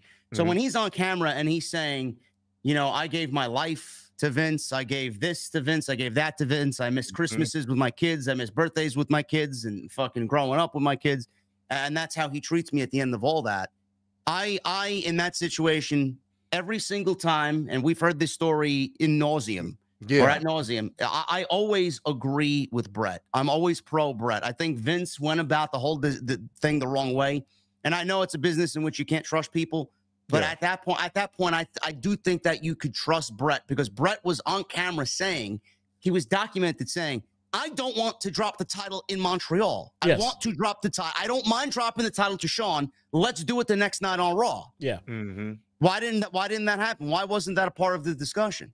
Well, I think because so difficult for him. I think because Brett was no longer under contract and he had to take his word for it completely, and at that point Vince didn't trust him anymore. I think that was why, because he was not under a deal at that point anymore. His contract had expired, so it would have been a lot of trust into that, and maybe he just didn't feel he had that anymore because he knew where he was going. I guess that could be a case. That could be a case, but like to JD's point where he was saying, this is the guy that he's done everything that you asked him to. He's never giving you that indication of I'm gonna stab you in the back. And I mean, you can just tell he never, from what you can see on screen, how they presented him, and just in plenty of documentaries and interviews, he seemed like a genuine person. He loved the business. He's stated that he is very passionate for the wrestling business. So it didn't seem like he would be the one to just be like, all right, I'm going to take this with me. I'm going to screw you over just because we can't meet, an agreement contractually on money. You know what I'm saying? Like, it's like, hey, you can't pay me as much. WCW can. All right, cool. Let's go our separate ways. And by the way, fuck you, Vince, I'm going to take the title with me. Like, he just never gave off that impression. And for Vince, it could have been a multitude of things. Obviously, him being burnt before in previous situations with people. I think they talked about the Lex Luger situation too, and how he was supposed to be there 1 minute, and then he ended up popping up on WCW with no one knowing except Eric Bischoff or whatever. So, it's a multitude of things where you can understand why, from a business standpoint, why you would be like, I don't know about that. Let's do it here. But at the same time, it also can come down to, has this guy ever crossed you? Has he ever, did you in a dirty way? So you can take it both ways, but I do believe it could have been handled better. But ultimately, because it was handled that way, we end up getting the Vince McMahon, the Mr. McMahon character. Yeah, it kind of worked out. It worked out in a messed up way, but it worked out. I'll admit, I'm going to be honest here. I don't think that Vince ever really intended on paying Bret Hart for that 20-year fucking deal. I think he offered him that deal to have him run back to WCW and, hey, say match this, and then let them match it and then overpay for Bret. And so then when Bret was like, okay, I'll take that. And Vince was like, okay, really? All right. Turns out I can't pay you this deal. Has Vince ever, since then or before then, given anyone a 20-year deal? That's crazy. Well, I mean, what are you going to do? He was rattled because Eric Bischoff was taking Hogan and Savage and Flair and Piper and then everybody else going over to WCW. What did you want him to do? He's getting desperate. Be honest. Man, hey, this is what I pay you. This is what I pay you to stay. And if you can't, I don't want to see you go, but this well, is the thing is, Brett knew he was going to get screwed because he mentioned the whole Wendy Richter situation. He's like, I know what they did to her, and he had a feeling that was going to happen to him tonight, and that's exactly what happened. Yeah, and they started off the episode with that too, that whole situation too. Yeah, he said he was aware of it. He was aware of the Wendy Richter thing and everything else. But then he goes back to the locker room and then he asks Shawn Michaels and Triple H, do you know anything about this? Did you know anything about this? And they're like, I swear to my hand to God, I swear to my kids. And then Vince, they say Vince told us no matter who asks you, you don't know a goddamn thing, and that this was a Vince McMahon decision. Yeah. So if you ever watch Wrestling with Shadows, Brett went to Earl Hebner and said, "Hey, I need you to look out for me in this match." And Earl Hebner was like, "I swear on my kids, I'm not gonna screw you up." He said that, man. He said that, and everybody in that ring knew about this, but Brett. Damn. So you can understand why he spit in this man's face and then proceeded to knock this motherfucker out. Knock his ass out. I don't blame him. Knocked his ass out. You can because he said it himself, I wanted to kill him. I wanted to kill him. And you can understand getting done that way in the fashion it was in, and you just like, right, like JD said, like you could tell he was hurt. Like, bro, I gave you everything I had. He did. And this is how it ends. Now look, these people got rich because of Vince McMahon. They became household names because of Vince McMahon. So I understand they did give up a lot, but they did get a lot in return. It's not like they got nothing in That's why you won't hear fucking peep from any of these guys about how bad Vince McMahon is. Nope. My raging moderator girl gamer with the $100 super chat says, "What's that guy with the Atlanta Braves hat on?" Or who's that guy with the Atlanta Braves hat on? He looks like a geek. I agree. Rage. Rage, me thumbs up this. Rage, he is a friend of mine, so please don't be disrespectful to our guest. But I do agree with you. He does look like a geek. You know what, Thank Rage? you so much. I hope you have a terrible time at Bad Blood. Oh, come on. Come on, man. I hope your ticket blows away. Your digital ticket blows away. Yeah. Oh, my God, man. Rage, thank you guys so much. And guys, in case you do not know, Rage actually does upload some gaming content from time to time. Give her a check out sometime. She does. Yeah, she does actually. She's very good at what she does. Yeah. Yeah. Okay. Awesome. You know. Speaking of Brett, going back to episode 2, Brett mentioned Mel Phillips in the Ring Boy scandal, and he was Brett. I love Brett. The reason why I love Brett so much is like he's unfiltered. He's like me. Like I don't give a fuck what I say. He's like, yeah, Mel Phillips, total pedophile. Yeah, man. Who wouldn't hire a ring crew unless they would do sexual favors? Man, bro, just put all this business out there. So then we got news footage of Tom Cole saying Pat Patterson would pat him on the ass and grab his testicles. Yeah, Garvin offered him cocaine and position. I guess I don't know, more sexual favors there for him. He refused to have sex and then let the company let him go at 16. Phil says at best Vince was guilty of rank neglect. So then we get to talk about Pat Patterson, and then Bruce is like, and Bruce said nothing negative about Pat Patterson. Nope. None of the stories that you heard are true. There's no information on anything that happened. The man is dead. Then we got Tony Atlas. Oh yeah, Pat Patterson in the locker room. He touched my pecker. He grabbed my pecker. They say what? Producer said what? He grabbed my pecker. I never liked him. Pritchard says he doesn't believe the allegations. Pat never acted unprofessionally. No comment. Yeah. Really, Bruce? Wow. Bro, Tony Atlas did not go on a worldwide televised program and lie about another man grabbing his dick. That was not a lie. Yeah, I don't. Why would you lie about that? No. Just like that's something you wouldn't even want nobody to know. Like, like what? Like, and why would you? And if Tony told anybody, if he told one single person in that locker room about it, then Bruce fucking Pritchard knew about it as well. So for him to go out and be like, that's a complete lie. I've never heard anything. That's bullshit. Mel Phillips was fired and then brought back, I believe, less than a year later. So if they fired him knowing that he was a pedophile, they brought him back knowing that he was a pedophile. Yes. Pat Patterson was fired, or he was let go, and then brought back, what, 3 months later? And then Dave Meltzer's in the same documentary. Well, he asked Vince, well, why did you let Pat go? And then Vince is like, oh, there's a, you know, quote unquote, there'd be a witch hunt because Pat Patterson is homosexual. Because he's gay. Yeah. So it's like, what? I'm listening to this. I'm like, you're bringing back the people that are guilty of what you know they're guilty of, and you're covering up for them. Exactly. They knew Pat Patterson was as untouchable could be back in those days. Pat Patterson and Briscoe, they were called the Stooges for a reason. They were literally Vince right-hand men. And if they wanted to get away with grabbing some little boys, they were gonna do it, bro. And Vince didn't care. I didn't know about none of that. So when I'm sorry, Ross. Vince took care of so many of his people, Bruce and Pat Patterson. Bruce was at the end of the documentary when he said this shit sucks to Bill Simmons, and he mentioned his wife and how Vince paid for Bruce's wife's chemo and all this other shit, and that they gave her 4 years to live, and she's still here 20 years later. Vince, I'm sure he's done great deeds for the people around him, but this is why nobody will speak ill will of him.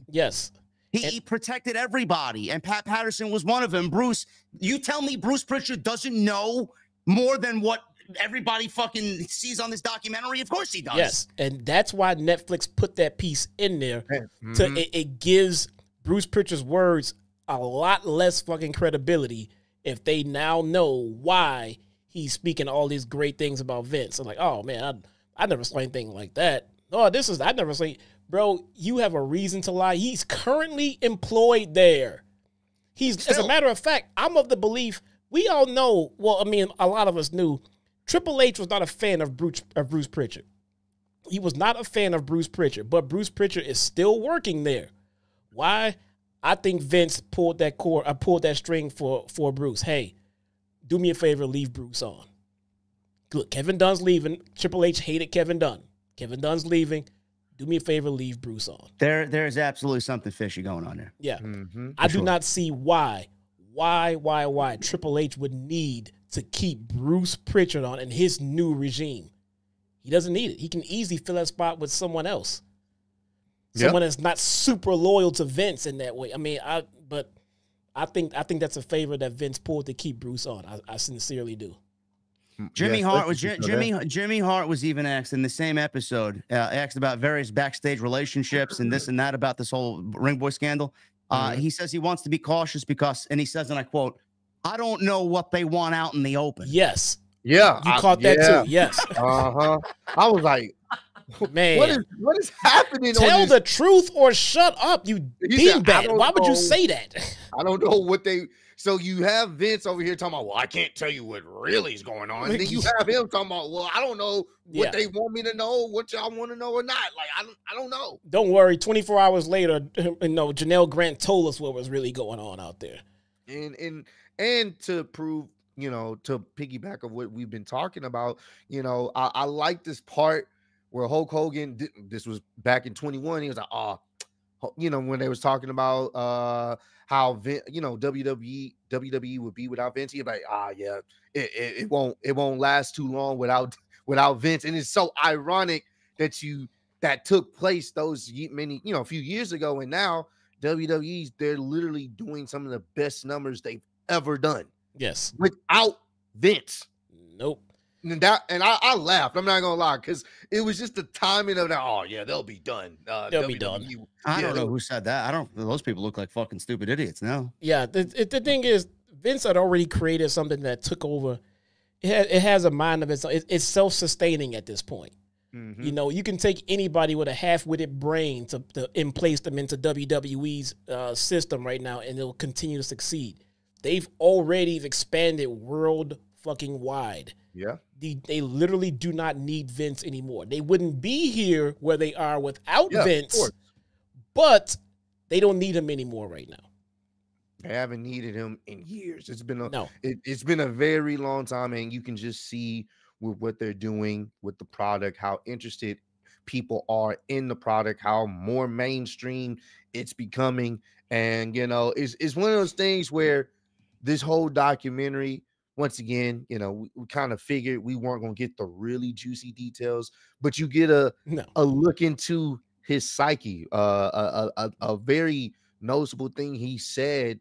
He was like, I don't really like talking about my past. I don't like to look back there. It is what it is, talking about his childhood. And someone that clearly, you know, definitely dealt with some childhood trauma, never really got properly processed, because it was a time period where if you had some childhood trauma, as a man, you just dealt with it, packed it up, and you just kept moving forward, not realizing how it shapes you growing up into the person you are. And they made a point of talking about how Vince wasn't in control as a kid. He said, yeah, I would get beat, and, you know, if I was alive, I won. That's a crazy thing to think about as a kid. Like, I'm alive, so I win, so I can keep going. So him being in the position that he's been in for so many years, being at the top, being the person that everyone had to come to answer for, he was in control. So him having that control over his life and not having to deal with anyone over him, in a sense, he developed that God complex of, no one can stop me. I am impenetrable. There's nothing you can say. I will find a way to succeed. I will find a way to do what I need to do, regardless of what any allegations or what anybody say, because I'm Vince. I'm me. You know what I'm saying? Right. And just to see that dynamic of him, even at the old age of, you know, where he's at, he always had that mentality, like, I'm Vince. I don't care who you are, what you know, or your connects. This is what I'm gonna do. This is how I'm gonna operate. I don't give a fuck. What are you gonna do? Yeah, Vince McMahon has the qualities that a good leader in this kind of business needs to have. All of the qualities that everyone wishes that Tony Khan had, as a matter of fact. Unfortunately, he has too many of those qualities. Too many. And with no barriers around him. There is no one to sit him down and say, you shouldn't do this, Vince. Yeah. This is a bad idea, Vince. Not even his family. No. No one is going to do that. So. Absolutely no one. So another thing. We go on from that discussion there with the Montreal Screwjob. Bruce was on this documentary saying that potentially started the Attitude Era, and then we get to talk about the Attitude Era and Eric Bischoff and going head to head. I looked at that and I'm like, yeah, sure, it created the Mr. McMahon character. I don't know if that started the Attitude Era. When do you guys think the Attitude Era actually got started? To me, I always looked at Undertaker versus Undertaker versus Bret Hart at the 1997 SummerSlam, where Shawn Michaels was the special guest referee. Drew McIntyre and CM Punk was a direct kind of take on what they did there at this year's SummerSlam. To me, the ending of that match and what led after that match, what that match led to me, that was the start of the Attitude Era. What do you guys think was the start? Ross, you go ahead and go first, man. I'm gonna make myself another drink right here. For me, I want to say for like my earliest memory of it, because my mom did not want me watching this shit. So I had to sneak off to my cousin's house to watch this shit. But I want to say the earliest moment where I felt like we was really in the Attitude Era is I want to say the DX stuff, the birth of that for me as a kid, just of, you know, even though we, you know, NWO was doing their thing too, but seeing that as a kid and me watching WWE primarily, what they were doing and how they were so anti-establishment and the shit they were getting away with saying and or doing on top of everybody else ramping it up. I kind of, for me, that was my kind of introduction, how I felt like, oh, this is the Attitude Era. Like, that's when I kind of understood the concept of what wrestling somewhat was, because I'm still a kid at this time, but I know, you know, I'm going around telling people go suck it, pause. Like, it's just wild. But at that time, for me, that was when I was like, okay, I kind of associated mentally, oh, this is the Attitude Era. And then you have, you know, what was happening with Stone Cold. And then you have, you know, when they start doing the Hell in the Cells and you starting to see how that plays out, everything started trickling and coming into fruition. But for me, the DX moment and them creating that's when I was like, okay, this it felt like the Attitude Era for me. I got a little bit of a controversial take here.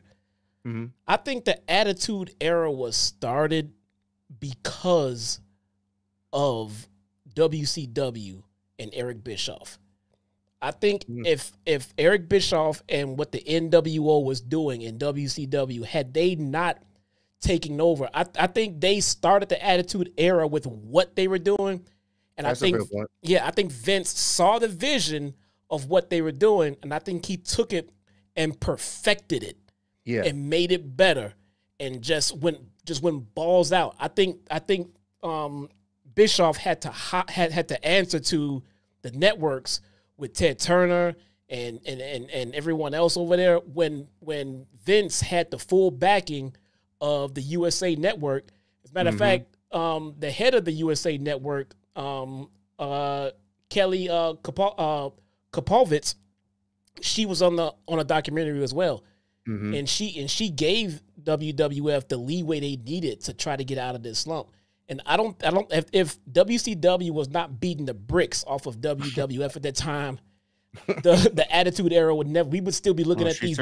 She certainly gave them a lot of leeway. She did. Yeah. Oh my God, she bro. did, bro. At that point, when he saw that he was getting his ass handed to him and what was working with this reality-based TV, with these contracted wrestlers leaving over there, with Hogan turning heel. Hogan turning heel told Vince that, okay, shit is definitely fucking changing. So when Vince came out and told everyone that he thought that the WWF thought that people were tired of having their intelligence insulted, that was the moment that he just said, that's it, we're done. It's just, we're going all out. We see what we got to do now. We see that Raunchy works.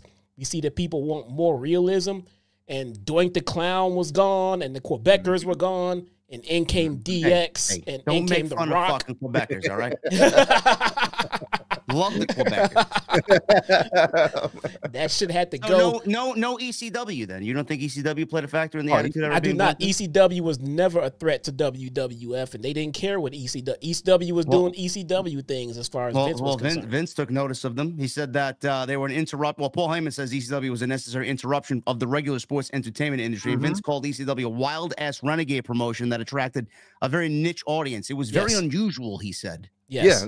Yeah. But even though he's saying that, obviously, you know, he paying attention because he knows the landscape. Of course he does. So, and this is more or less it kind of ECW being its own thing, but definitely WWE taking those aspects, even taking some of the talent that was over there to bring them into WWE to kind of counteract what was happening with WCW, because he's paying attention. He knows. Granted, he doesn't obviously view them as competition, but he understands at this point, all right, I'm trying to get what they're doing, but on a bigger scale, because it seems that we're getting into this age of just rebelliousness. Like this was the time of, I mean, just watching some of these old clips on the doc, you realize they showed this on TV. This was nothing that we would ever see or talk about on television now, because you know the climate that we're in and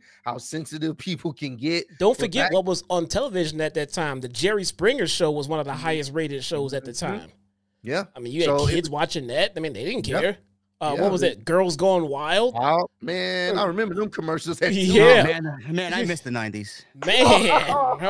Man, that was so good. I remember them commercials as a kid. I had to turn the TV down because my mom was you can't have it all the way up, stupid. No, you got to turn it down, man. For 1999, I was like, damn, I wish I had some money. I don't have no money. Man, yeah, get one of them videos where that guy was not paying the women and he went to prison for it. It was great, man. I saw a lot of people in the chat mention Stone Cold's King of the Ring promo in 1996. Yeah. Which is obviously an iconic promo in itself, the whole Austin 316 promo. Yeah. That was, to me, a little bit in pieces of where WWE needed to go at the time. Yeah. But then that leads into, you know, the whole discussion about the curtain call with Shawn Michaels and Razor Ramon and Kevin Nash and Triple H, Paul Levesque. So the reason why Stone Cold Steve Austin won that King of the Ring is because they pivoted from Triple H. Triple H was supposed to win the King of the Ring that year, and then obviously the curtain call happened, and then they gave it to Stone Cold. So we had Brett and The Undertaker specifically in regards to the curtain call. Brett said they killed the business that night, and The Undertaker was like, I hated it. Yeah. What did you guys think of the curtain call? Because Stephanie McMahon, I believe, was on the documentary saying that she was in the building at that time. She thought it was cool. And Triple H said, obviously, you know, Vince told me you got to eat shit and like the way it tastes because now you're going to be punished for this. Yeah. But Shawn Michaels went out and said, Vince, I want to do this with these guys later in the night. You know, they're leaving, blah, blah, blah. And then Vince told Shawn, is it important to you, Shawn? And then Shawn's like, yeah, it is. Go out and do it. You got my blessing. But obviously Triple H had to be punished for it because you know, he wasn't going to punish Shawn because Shawn's going to be the #1 guy in the company. So what did you guys think of the curtain call at that point? Do you think that it ruined the business? Because to me, it obviously wasn't really good by opening up the curtain. Bruce even said so. He hated it. But I do think it was a natural progression of where the industry was going at that point. I do think it was a necessary thing. And it's funny because that's what Triple H said. He's like, hey, Vince, you know, things are heading in this direction. Like, you know, times are changing. And Vince was like, well, not right now. Eat shit. You know what I'm saying? But it was, I think in that situation, if I'm there live, obviously, I'm thinking that's a fucking live ass moment. Yeah. Even though I'm supposed to still be within what's happening in the ring and everything that they're, you know, they're still supposed to be in character. Which I find it very bizarre that there's only one guy in the fucking building with a video camera during that whole time. Only view of it we got. That's how it was back in those days, man. Not everybody had a damn camera. And look at the quality of that camera. But in that idea and that point at that time, I didn't really have an issue with it, you know, but I also understand why people like The Undertaker and Bret, they carried themselves to a high standard when it came to wrestling, especially Undertaker. I mean, how many years before he finally broke kayfabe and let us know he has an Instagram and he has a life outside of being a dead man, he actually has a life. So I understand some of those type of guys saying, man, I didn't like that. That kind of killed the business. But at the same time, there was dirt sheets back then. There were still people who knew what was in the know. Not everybody knew as much as it is now with social media. But if you put social media back in that time period, of course, people are going to know kind of how the matches play out. Of course, people are going to know, oh, it's a predetermined situation. I think it was just the fact that it was seen, and then it kind of snowballed into everything else that we have now.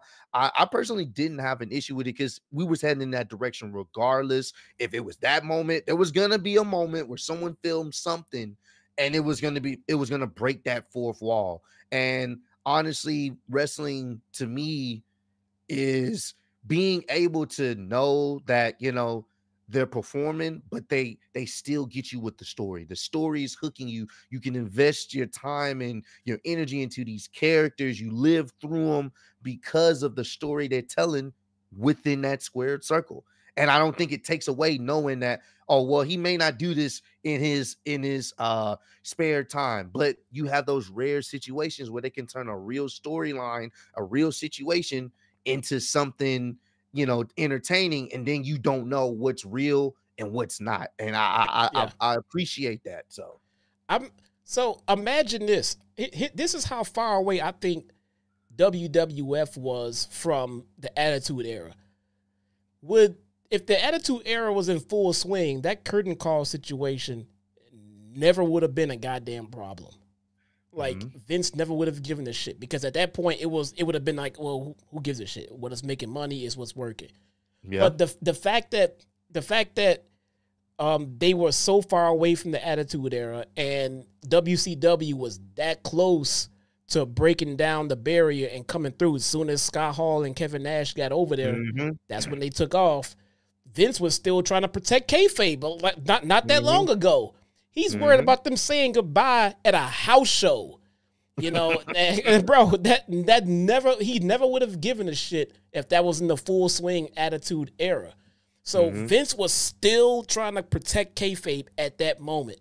But the second that he had to give that shit up, like, you know what, fuck it, we're tired of insulting your intelligence. And then he stopped caring. Then he saw, because it was Triple H that told him, he said, look how interested people are in all of this shit. Look at this. And like Vince said, well, you got to eat shit now and everything else. But That was the loudest reaction they The got that night. industry is changing right now. And Vince told Triple H, well, the industry could change and it's not going to happen right now. It's not going to happen on my watch. You know, the whole, to me, the whole reason why Triple H said that, because he was right, obviously. Vince told Triple H that because Vince didn't want to admit that he was wrong. He wasn't ever going to admit Triple H was right. So Vince wanted to take what Triple H said, let it sit for a little bit, and then change and then cut that promo. Make it his idea. Yeah, make it his idea. Yeah, he wanted to be the one in control, which all goes back to what we said in episode 1. Vince cannot stand when people are in control. Nope. Because he's used to not being in control when he was younger. Now he's in control. So something that was said. Jesse, I'm sorry. The whole Mike Tyson thing. We go from that to the Mike Tyson thing. The one thing that stood out about the Mike Tyson thing was the Stephanie McMahon's comment, which kind of sums up exactly how not how the whole family thinks, but specifically Vince McMahon. So we get Mike Tyson in to come in for WrestleMania 14 with Shawn Michaels and Steve Austin in the main event, and then they credit Shane with helping to get Tyson involved with WWF. Shane mentions Tyson had gotten out of prison 3 years earlier. And we go to archive footage of someone asking Stephanie in 2013 if it was a risk bringing in Tyson with his baggage. Stephanie said he hadn't been arrested for rape yet, though, right? When we did that? And then I think Bill Simmons said he had, and she's like, "Oh man," She's like, fresh off a rape allegation, right? And then was he convicted or not? Was he convicted? Oh, he was convicted, went to jail, bro. And then they still brought him in anyway. Yeah. To me, that's exactly how Vince McMahon operates. Yes, he doesn't give a shit. You do something as heinous as that, he doesn't give a shit. This is before cancel culture. Yeah, this was way like it was one of those things where I remember watching that. I was like, oh shit, fucking Tyson. No one gave a fuck about what had happened prior to. No one gave. At this point he had lost his boxing license. He couldn't fight. That's why he was in WWF at the time. He had nothing else to do. And guess what? No one cared because you had Stone Cold in that ring. Yep. You had Stone Cold in that ring. You had JR calling it on commentary. Everybody's going crazy. Fucking Mike Tyson. Even though he can't box right now, it's still Mike Tyson. Even though he dealt with some wild shit. Yes, the showman that Vince is. Look back at it now and look at how much he flirted with and titillated with Austin versus Mike Tyson, but never offered it to us and never gave it to us. Yeah. But they were in the same ring. They were in a press conference together, pushing and shoving, and that's all he needed. He needed that moment right there to push that throughout the media of Tyson and Austin pushing and shoving each other. Now come watch WrestleMania, where you're going to see Austin fight some dude with literally a broken goddamn back. and Mike throw one fake punch. And you're going to love it and eat it up. By the way, Austin and McMahon, everybody was on record saying that match with Shawn Michaels and Austin was terrible. I thought that was a fantastic fucking match. I don't know what the hell they were talking about. Yeah. And I think because at that point, I knew Shawn Michaels' back was jacked the fuck up because I watched the Royal Rumble 2 months ago, and I watched him fall on the back of that casket and fuck his back up. And then I watched him not get in that ring ever since again until Wrestle. I knew his back was terrible. So watching Shawn, that's when I became a Heartbreak Kid fan right there. Not that shit where he was coming through the goddamn rafters and everything. Yeah. When I saw him get his ass in that ring against Stone Cold and take all those bumps, when I knew he had a bad back, I knew that motherfucker was real, and he was gonna lay it down for the fucking business, man. But that match was really, really good to me. Am I the only one who thought that was a really good match? I didn't really think much of the match. I thought it was just whatever for main event. Yeah, I thought it was really good, man. I enjoyed it. I enjoyed it at the time. I loved it, man. Well, then we go from that match to, obviously, we talked about the Tyson thing, and then we get into the Vince and Steve Austin feud, which obviously is one of if not the greatest feud of all time in pro wrestling. Yes. Right. And then we get into all that. We talk about The Rock, and he's going over his family history, and then The Rock and Stone Cold are there, number 1A and number 1B. At the top of that, we talk about the 1998 Survivor Series. Rock wins the WWF title for the first time and tells Vince how big of a deal it is to be the first man of color to win the WWF title. And then we go on, and we eventually get to the Attitude Era. And Phil Mushnick again is talking about how he's got this crusade out against WWF. and they were kids getting in trouble at school because they were being influenced by Monday Night Raw. They kept saying "suck it." They were saying "suck it" in school. I definitely got suspended. It happened to me. I went to high school in the Bronx, and we were doing the suck it. You said "suck it" and got in trouble, Ross. Bro, my mom whooped my ass when she found out. Like, what you get suspended for? I told my teacher to suck it. I bet it was over. Your ass is done. I was.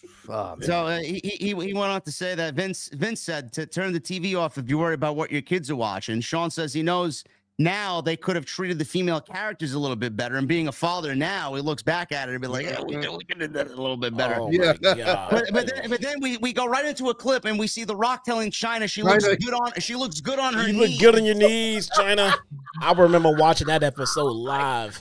Bikini contests. Dave Meltzer says from a marketing standpoint, it was successful because it was younger males. Man. I mean, listen, man. And Vince said it perfectly. I fucking hate the man, but he said it perfectly. You can't take the ideologies and what we did on television there and apply it to what the ideologies and what people are thinking today. It was a different time. It was a different time. We did it then. People thought differently. Then people think differently now. That is so. He's 100% correct. That was acceptable then. We can't take that back. I love that shit. I wish we could go back to that, but we can't. That is true. that can be said for so many things in television and Hollywood. Yes. Things that were done that were acceptable then, but are not acceptable now. He's not the only one. Jerry Springer is Jerry Springer is probably worse than WWE at this time. They were worse. I mean, they were on all day, they were on daytime, nighttime, weekends.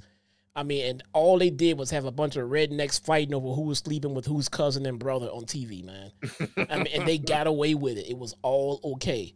So in that respect, I get it. Vince was just rolling with the times. I don't think it's fair to put the culture at that time on his shoulders. No. He just took advantage of it.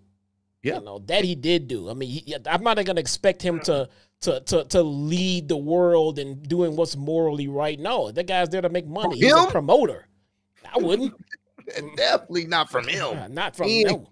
Nah. So I mean, it like I said, should I have been watching that shit as a kid? No. But I was entertained, and it didn't warp my mind to the point where now I have this sick, twisted idea of how things should be. No, as you get older, you mature more for the most part. We see it don't happen all the time, but you're supposed to mature more, and you're supposed to grow with the times and realize, all right, well, that kind of was wild. Having China on her knees was kind of wild, man. You know what I'm saying? But it was part of the entertainment back then. That's what people cared about. Bro. You know, the whole situation with Sable and how she felt about some of the stuff that went down, only to still end up going back to being objectified on television. It's even more funny knowing what she did after the WWE, being that comment was made. But I mean, who am I to judge? Well, that's why I say stuff nowadays like AEW is really good for the wrestling business because it gives your talent an option. Because Sable never would have went back to WWF if AEW was a thing, you know. But I mean, where else is she gonna go if she wants to be in this business? Where else is she going to go? I mean, nobody ever thinks about that. Oh, well, you suck. They all go back. They have to go back. Vince owns wrestling. At that time, there was no other options at that time. What else were you gonna do? Yep. You know, and I love Bruce Pritchard. Again, back to Bruce, man. Bruce said, somebody asked him, he said, well, will I let my kids watch the Attitude Era? And I'm watching along with him, like, absolutely not. And then Bruce is like, absolutely, yes, I would. I'm what the I would, bro. I got 3 kids. There's no way in hell I would let my kids watch the Attitude Era rest. There's no way. Especially, I mean, Sable, speaking of that, Sable was discussed here. And then obviously we mentioned Girls Gone Wild, Howard Stern, Jerry Springer. I mean, it was just a different time back then. And we had Trish Stratus mentioning Sable, showing off her athleticism. It always got overlooked, which is not a difficult thing to understand. Because she couldn't wrestle. No, Sable sucked in the ring. She did the bare minimum. They know Vince is always a product of his time, and he says the highest rated segments were often the women. And we see Sable tearing off her bikini top, hands painted on her breasts, and Jerry Lawler's reaction always is iconic. You know, we had blackface, we had naked women, we had Boss Man hanging. We had a lot of shit. And then Triple H says, yeah, I think we went over the line in questions. The guy, he says the guy. What's worse, the guy who did it or the people who enjoyed it? He said the guy who did it. No, fuck you, Triple H. It's the guy who did it. Because a lot of us enjoyed it. A lot of us kept coming back, and that's a crazy stat to think about. The women had the highest segment. For what reason? It wasn't for the wrestling. It was for what they could show. How far could they push the envelope on television before it's like, all right, you guys got to stop. The Jeffrey Dahmer documentaries and the confessions was one of the most highest rated things in television history. Who's more sick, the guy who did it or the people who watch? The fucking guy who did it. That's who he did it. We're just in shock and awe that someone actually did it. Don't look at us. No, then they talked about, oh, did you guys talk about Owen yet? We didn't talk about Owen yet. Right? No, we haven't. Yeah, we haven't got to that. Yeah, we got to the Owen Hart part. I remember. I guess we'll start off because I got a whole bunch of notes here. I'll ask a question to you guys, and then I'm gonna get a drink, and I'll come back. But I feel like with the Owen situation, I've heard this a lot too, and I hate reliving this because I physically remember me and my brother Frank upstairs in our bedroom watching this live. We had the black box, we had the illegal box. My grandma got us the illegal box. We had the illegal box. We watched this shit. I paid for my Over the Edge. Okay, sure you did. I did. I had to pay for that over that $30, man. Fuck you. I had taped it. I have it on VHS somewhere. I think my mom has it somewhere. In the archives, but I remember watching this physically as it happened, and I couldn't believe. Did you guys watch it along? I regret asking this question to Ross because I'm going to feel old again. No. You know, I never watched it live. Fucking Ross, man. I heard about it from my friends at school. Like, hey, did you hear? I was like, wait, what are you talking about?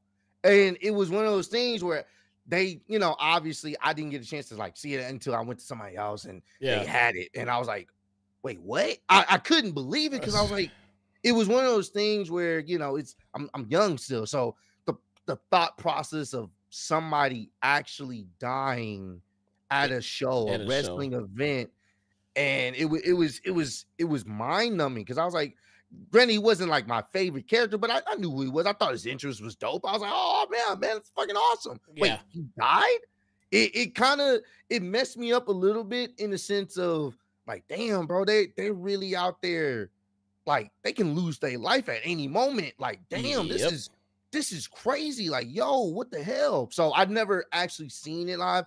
Probably glad I didn't know or be able to process that at a young age, like what just really happened. It was just told to me from a friend, and then I end up seeing it later on tape. So Jesse, did you watch that live? Bro, I had an apartment. As a matter of fact, my apartment was 5 minutes from where I currently live right now.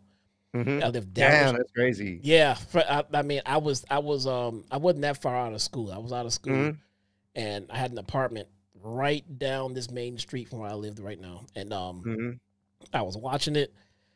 I bought it on pay-per-view. I think it was like $30, and $30 was a lot back then. Yeah, that was a lot, man. I wasn't rich. I had an apartment. I had to worked all my money, man. I needed that, but I had to watch the pay-per-views because I was into it.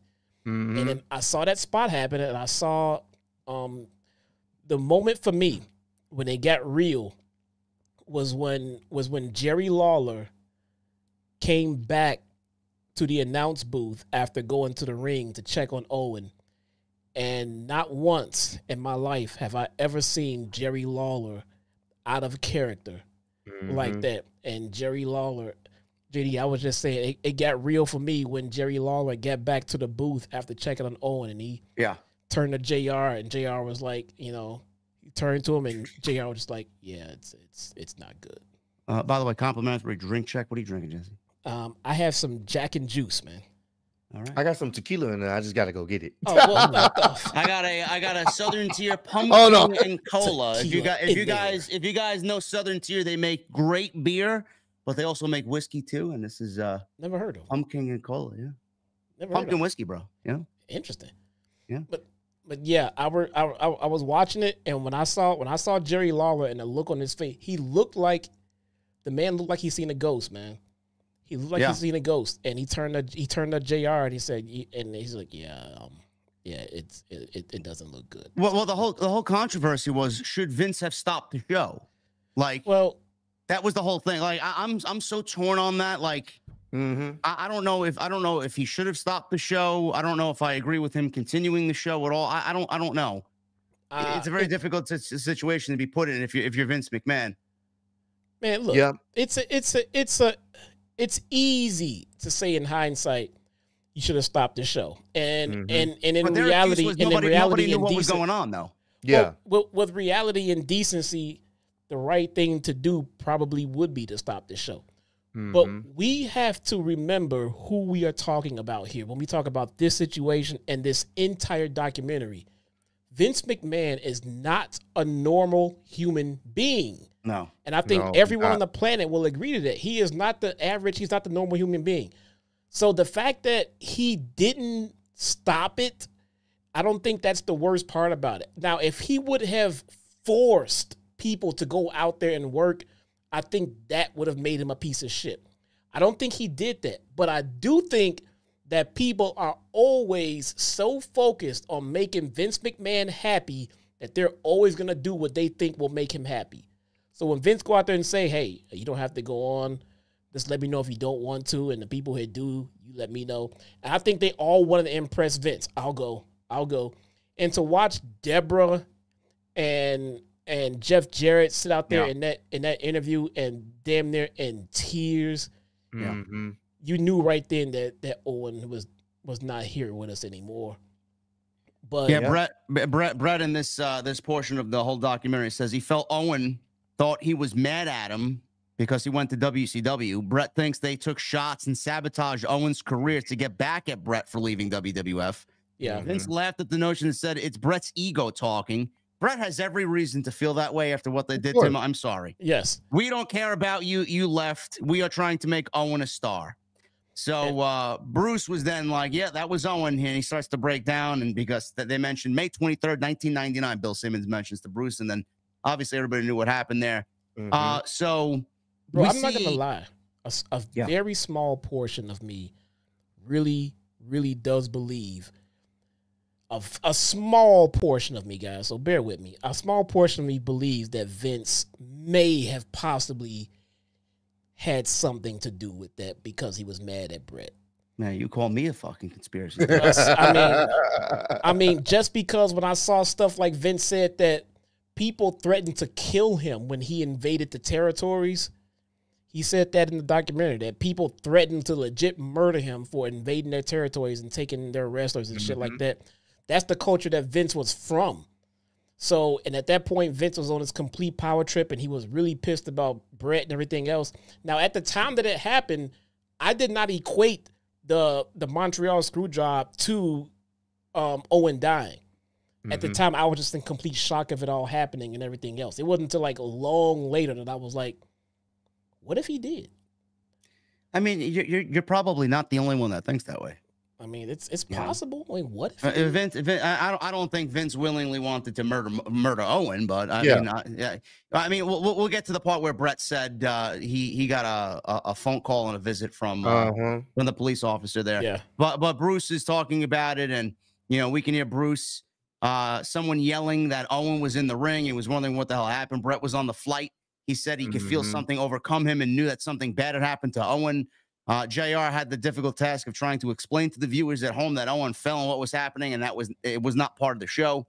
So Pritchard says Lawler was in the ring and came back and said he thinks Owen is dead. Bruce could not believe it. A police officer pulled Vince to the side and let him know that Owen was dead. JR made the announcement to the fans at home. I still get choked up watching clips of that. That was just ridiculous. Vince says the decision to continue the show as is was all his decision. If the crowd had seen what happened, there was no question the show would have been stopped.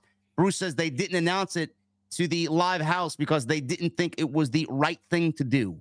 Vince then says the people came to see a show and they didn't come to see someone die.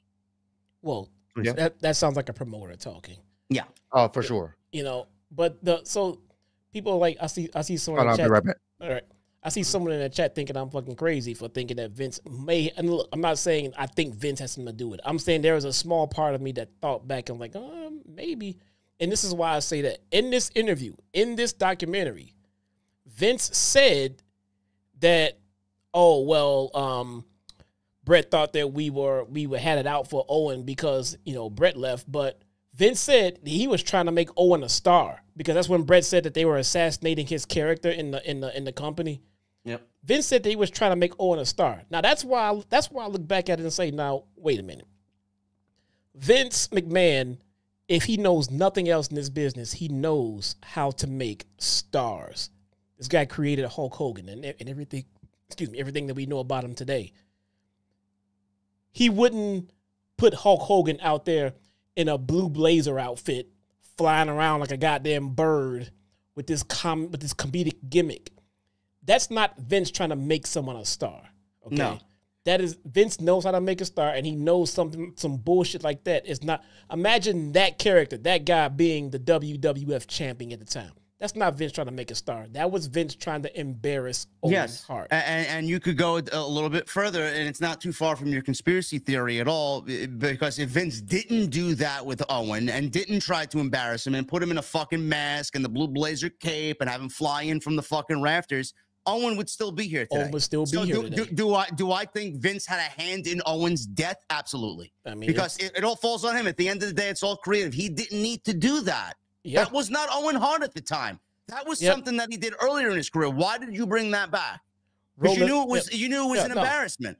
Roland Bishop said Hogan was a star before I'm sorry. Big Glenn said Hogan was a star before WWF. No, he wasn't. A big star? Well, he was a star before Vince, but Vince made him into a household name. His name wasn't even Hogan. His name was like Sterling some shit. He wasn't even Hogan. Sterling Silver or something like that. He wasn't even Hogan. He didn't. I've never heard of this guy. He was the Hulk. The Hulk, pal. That is horseshit. He was never a star. He was a wrestler. He was not a star until Vince McMahon and until Vince Sr. changed his name to Hulk Hogan. And then they started working on him. He was not a star before then. But that's 100% correct. If Vince did not have this vendetta to assassinate Owen's gimmick and his character, then he would not have been coming down in a harness as the Blue Blazer. He would have been in the ring as a pure wrestler, which is what Owen Hart was. Yeah. So that is an absolutely good point. So even if let's just say Vince had nothing to do with the rigging of the apparatus and everything else, but it was Vince that put him in that goddamn gimmick to come down from the goddamn Raptors. Because let's see what Ross thinks. Ross, do you think Vince aided in Owen's death by terrible creative by putting him in the Blue Blazer outfit? Indirectly, yeah, it makes sense. Yeah, because I was tending to Blondie, make sure she was good, but I still have my headphones on, so I can hear what y'all talking about. And to y'all point, if you're trying to get somebody over, having him be the Blue Blazer wasn't it? No, like it was a novelty. Once again, this is coming from someone that's young. I'm a kid. I know the difference between who's the guy in the company and who's the novelty act that, I like seeing them every now and then. Mid-card entertainment. Yeah, mid-card entertainment. Oh, he's coming from the rafters. That's fucking cool. You could have had anybody coming from the rafters. Yep. I'm still gonna be like, oh, that's fucking awesome. So I never was, it was never to me presented as he's the top guy. And, we've heard about stories talking about that he didn't feel comfortable with the harness that day. He felt like it, he wasn't comfortable wearing it. I believe that was one of the things that, we've heard in recent years. And the thing we've been talking about this entire time, people will do whatever they can to make sure Vince McMahon is happy or he's pleased with what they're doing. So even though he didn't feel comfortable with getting in that harness, he still went up there and did it because, hey, Vince wants me to do it. Yep. I'm going to do it. Yep. And to that point of, is he responsible? Not necessarily, but at the same time, if your talent is telling you they don't feel comfortable doing it for whatever reason, and you don't force them, but you just like, come on, man, what I'm saying? Like, just go along with it, it'll be fine, just, do the spot, whatever. And then you still do it. No one forced you. But at the same time, it's just that notion of everybody wanting to please Vince the best way they could. And you getting any type of TV time, any type of pay-per-view time you can get you're gonna take advantage of it. It's your job. It's your livelihood. Here's the thing about me with responsibility as far as Vince McMahon. When the company has grown leaps and bounds from where it started from and where it is now, that's because of Vince McMahon. We have household names like Hogan, The Rock, Stone Cold, and so many others. Yeah, they have their hard work behind it, but that's also because of Vince McMahon. The point is, you are the one taking all of the credit when a company does great. That means you're the one responsible when something goes terribly wrong. You don't get to evade that responsibility and put it on someone else. You hired the company. You hired the third-party company that rigged Owen Hart. I mean, so that's on you. So Martha sued you. You paid them off, and then you sued the company. That's what you're supposed to do. You sue them, then that's great. But you are still responsible. You're responsible for you can't just be responsible for the good shit and then be off the hook for the bad. Yeah. Because the bad happened under your watch. It's all under you. Vince said there was a lot of negative comments about how he handled things. And then we see archive footage of Brett on a talk show saying he knows Owen's body was wheeled by wrestlers who were pushed to go to the ring to continue the show. Vince said that naturally Brett is going to feel like a brother and should have every right to say anything negative about the company. And then we hear Brett say this, and I love this. Yeah. On this documentary, Brett says he questions what Vince would have done if Shane had splattered on the mat. And Vince says to forget Shane, and if he had splattered on the mat, he would want out of there so the show could continue. So Vince even admitted that if Shane was in that position that Owen was in, he would still continue the show if that was Shane. I believe him. Oh, I believe him too. I believe him. 100%. 100%, bro. There's no denying that. I believe him. It's not right. It's not right. But I believe that, yes, that's what he would have wanted to do. Oh, bro, absolutely. That's, like you said, he is not. He's different. He's different. He is not. He really does have multiple computers running up there, bro. He really does. Because there's no way being if you love your family, you know, a lot of people, family is their most important thing, you know. Yeah. So imagine your son, daughter, niece, nephew, whatever, they're in a situation, they die, and you just like, all right, well, the show still got to go on, clean off the blood. Let's keep it going. Like, you want to know why? Because Vince knows if he stops that show and sends everyone home, that he owes them refunds. Yeah. Yeah. Everybody who requests a refund is entitled to it because he did not provide the show. And that's a lot of money. And he was not about to give that money back. So we have to finish the show. At all costs. If that was Vince, if that was Shane, if that was Stephanie and everything else, and yes, I entirely believe that he would have kept going with the goddamn show. And it's sad to say, but yeah, he would have. So then we see Owen's funeral. Brett says it was really hard to take that in at the time, and Owen's wife files a lawsuit and says that her and Vince settled. They found out what they knew all along. It wasn't our fault. He says the apparatus that they were using was defective, and they knew it was defective. They sued the manufacturer, like Jesse mentioned before. Brett said the police investigated for a long time and called him to let him know that they found nothing criminal and was just a horrible accident. Brett accepted that in his heart, and he actually forgave Vince about them murder or about Owen dying on that night. I wouldn't say Vince is a murderer, but I do think that we discussed, you know, that it could have been avoided. But look at how great of a person Brett is. He forgave Vince for his brother dying on Vince's watch. I don't think Brett took it into account, or anyone else did, when they say they forgave Vince and the police say that they did an investigation. The police cannot have conducted a thorough investigation if literally a dozen people were in and working around that ring and everything else. That ring is a crime scene. When someone dies, that area where that person dies is a crime scene. That crime scene is completely tainted at that point. How can you do a thorough investigation when so many different people walked around, messed around, moved this, did that? You can't do a thorough investigation. So how can you just claim it to be, well, it was nothing nefarious here? How do you know that? They had all the time in the world to clean everything up to make it look legit. If they wanted to clear themselves from any wrongdoing, they would have stopped the show, contained the area, and let detectives come in and do their goddamn jobs. Then you can claim it as clear. Right now, it's all tainted. You can't claim it as a complete investigation when everybody just walked around and spit on and did choke slams on the goddamn murder scene. Yeah, the blood was still there. Still there. Yeah. It was not a thorough investigation. Yeah, I was like, wait, is that the blood? I was bro, that. Yeah, everybody competed with Owen's blood still on the mat. Still on the mat. Because I was like, there's no way that shit kind of messed witnesses, me up the police, the detectives did not have a chance to corral witnesses. Anybody who was in the front row who maybe saw something while the lights were out. Maybe someone saw something.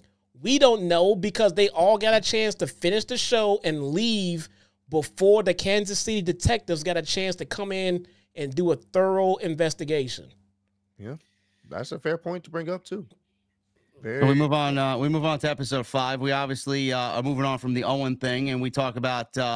We get into a little bit more of the McMahon family, and then we start off episode 5 with Triple H and Stephanie, and all that nonsense. Triple H says the family part of everything is the craziest. Steph and Triple H were paired up on WWE TV, and they were together every day, which eventually, obviously you see where they are now. They have 3 kids, and they're married. Steph was not allowed to date talent, but says Vince ironically pushed them together. Vince says Paul is a great man. They were friends. He would tell Steph that she needs to find a real man, someone like Triple H, pal. Yeah.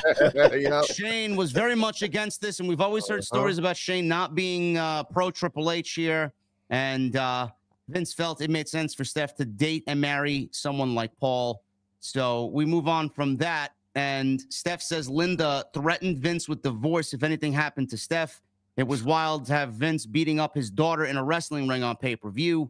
Triple H even thought it was wild, obviously. Yeah. No mention of China, by the way, none of this. None. Nope. Not a so obviously we move on from that, and then we get into the Trish Stratus stuff, which to me, I don't know how you guys felt about this. Looking back at this and watching this back, I felt uncomfortable about this because knowing that Vince and Linda were on TV together, husband and wife, and then he's cheating on Linda, who's in a fucking coma, with Trish, who's fucking drop dead gorgeous. Yeah. I mean, an affair right on television, and you tell me that Mr. McMahon and Vince are 2 different people? This is the same guy. And that was the biggest point to me. Is like, bro, he kept denying our separate characters were not the same. That's bullshit. You literally was living out your fantasies per storyline on television in front of your real wife. Shane didn't even like that. No, he wasn't even a fan of that. Shane is a mama's boy. She gets hired. She's a fitness model, number one. You know Trish Stratus, beautiful. Yeah. Her first real storyline in WWE is being Vince's mistress. Yep. That's how you get introduced. That's what they. Yeah, I got great creative for you, pal. We're gonna make you mistress. Just by her resume before she came in, she had everything to become a legit female wrestler, and they made her a mistress. We see Trish grabbing Vince's ass. Vince is laughing that he got to kiss Trish in front of his wheelchair-bound wife, Linda, in the storyline. Trish said Linda was super cool about it and had the idea for Trish to kiss her on the forehead during one segment while she was in a coma. Linda says the entire storyline was about emotion. Really? Yeah, I was like, bro, what? Oh, Linda's doing her job. She's doing her job to the T, because she made it seem as, oh man, it's just really good acting. We're trying to portray a really good story. With bull. I'm like, shit. Trish got Stockholm syndrome. You're conveying a story for sure, but it's the story of what Vince thinks is entertaining in his head. And at the time, here's the thing: it was working mainly because Trish was very attractive, and the audience there loved to see Trish in that light, being degraded, being told to bark like a dog. Watching that segment now definitely made me feel it was cringe. Where I was like, and then crowd just going crazy, like, she's barking like a dog. But that's the thing. And Trish even said that 15 years later, people still bring that up as the first line of questioning for it. I remember 15 years ago, you barked like a dog. It was bad, Trish. What the fuck is wrong with here's the thing. The segment, it was not a success, believe it or not. And I know that Trish says it was and everything else. The thing is, Vince McMahon was the ultimate heel.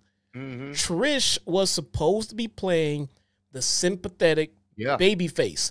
So when Vince is in the ring telling Trish, take off your top, Trish. Everyone's the fans, woo, Woo, woo. She's a slut.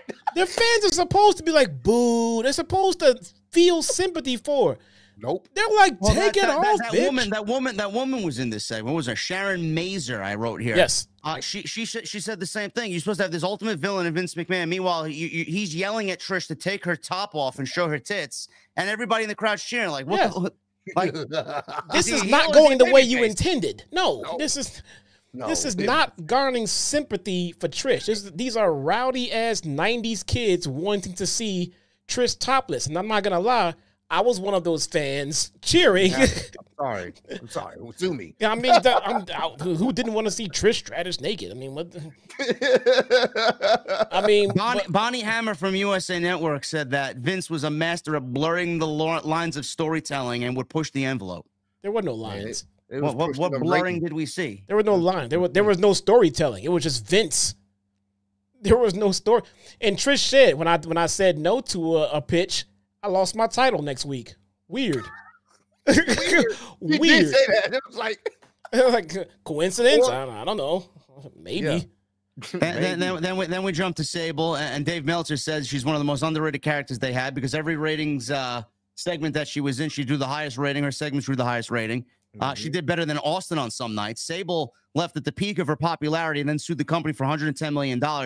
And she claimed sexual harassment. Yep. But she knew exactly what her role was. She even said so herself. She did everything that they asked, or everything that was asked of her, and then she sued for sexual harassment. What did you guys think about that? Because suing for $110 million for sexual harassment, knowing exactly what you're getting into, then crying afterwards that you didn't want to do it. I don't know. Maybe she was out for money. Because she got the money from her lawsuit, and then she was assured that it wouldn't happen again. So if I'm her, I'm thinking, okay, they said it won't happen again. Maybe it won't. But if it does, hell, I just got paid for it from the last time they did it. So let them do it again. Opportunist, being an ultimate opportunist at that time, like it to me is like, once again, Sable, I've never looked at her as anything credible other than she's tits walking around. She's not even hot. She has a flat iron board ass. But we're talking about in that time period. Bro, you're talking about Brock Lesnar's wife, bro. Will you some respect, please? You seen Brock? You seen Brock's daughter? Is she hot? I would rather not. Okay, see, we're going down that slippery slope. She looks like Brock. Anywho, she was never presented as anything to be taken seriously. Like a lot of the women at that time weren't presented as anything serious other than hot eye candy. So when she's not saying that there may not be some truth to it, because I'm willing to bet there probably is some truth to certain things, certain lines getting crossed, especially by Vince or other people in upper management that they kind of let slide, because it's like, if they're degrading you on TV, I can only imagine what they're saying to you when the camera's off, because you're getting paid to do and act a certain way. I can only imagine when you got people on drugs, people doing this. It was kind of a Wild West type of atmosphere back in the day. I can only imagine what was being said, how you were being approached, what was your position in the company. Oh, you trying to stay up here, you may have to do some things. Vince was caught off guard when the producer asked about Sable and having an affair with him. They brought her back, and then they thrusted her into a storyline having an affair after he just got her through a storyline having an affair with Trish. So we learned for the first time Heyman is off camera during this segment, and the producer behind the producer, and he laughs. Ha! Storyline. I mean, you want to tell me something that didn't make a documentary? Storyline. Right. That's interesting. Then we see a clip of Vince making out with Sable over Stephanie's fallen body. Yep. Oh my God. I see somebody in the chat saying like that Sable was hot. Sable was not hot. Right. Let me break it down for you. She had fake boobs. She had plastic surgery. She had a flat ass. She was not. Trish was a lot better looking. Trish, my God, Trish was. I would even take the cat. I would even take the cat over Sable. Yeah. So did Jerry Lawler when she was underage. But it's all right. So man, look. Sable is not hot. The women in wrestling today, I would consider hot. Sable back then, which is a plastic surgery. We're not allowed to say that now, bro. Oh no. Oh, you can't say that now. Okay, sorry. No, you can't say that they're hot. No. No. Sable was manufactured. They want to be based solely on their plastic, pro dude. wrestling ability. My God, yeah, please, dude. She was Hollywood. She was Hollywood hot, sure. I mean, she had all the surgery and like lip suction and every fucking thing else. Please, man. Vince did the Playboy interview, and he was asked about having different affairs. Vince says he wasn't playing a character in the interview, and he answered the questions honestly. But then we get the tweet. We get the tweet last week, and that it's conflating the Mr. McMahon and Vince personas as the same person. The fuck They're two different people, pal. You just told Playboy that he's not playing a character. Get the fuck out of here, man. What's real and what's not? God, Vince acted out his fantasies on television. Of course he did. And then hide and hid it under the guise, oh, I was a character. I was Mr. McMahon. Okay. Okay. Stone Cold said, well, we're all ourselves, but just turned up. Vince wasn't turned up that much. I mean, not much or at all. Vince wasn't not turned up at all. These accusations on Vince prove he wasn't turned up. That was just Vince, man. Yeah, that's JD must have not seen Jade Cargill's Instagram. I'm sorry, guys. I'm not on Instagram. I'm not on Instagram like that, and nor am I following Jade Cargill. I'm sorry. What's going on over there? Am I interested in something over there? Jade Cargill is she's pretty in her own right, man. I can see. She's a very lovely lady. She is. She's a very lovely lady. Yes. I'll say she's better looking than Sable. I'll give her that much. Jesse, I agree. I'll give her that much. I agree. I'm not gonna go on record saying she's the most gorgeous one I've ever seen. No, she's not there. Not there. She's not better looking than her tag team partner. I'll tell you that right now. Anyway, we get it. We get into the Time Warner merger with the whole WCW debacle. I don't know if we discussed, but one of the cutest parts of this entire documentary was, Vince doing what he did with the territories and buying everybody out and kind of shutting them all down. And then he cried about Eric Bischoff taking his talent away from him and said that it was basically unfair that Eric Bischoff and Ted Turner were doing that to him. Like, bro, didn't you do that? And they even questioned, didn't you do that to the territories? That was different.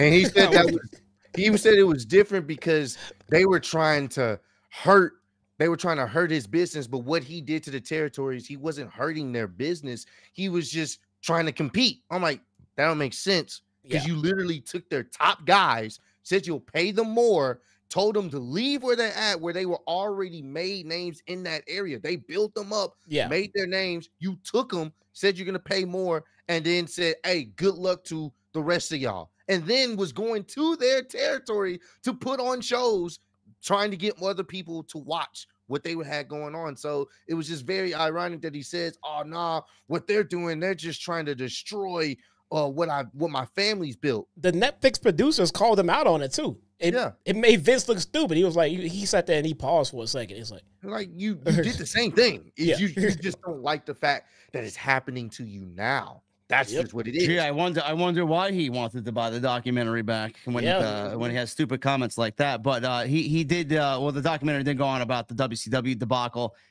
Vince paid $2.5 million for WCW when he did eventually buy them. And then Dave goes on to say it was like buying Manhattan for $24. Now, so they discussed the plane ride the night that Vince bought WCW. It was insane. And then was right back to business the next day as usual. That wasn't the plane ride I want to hear about, though.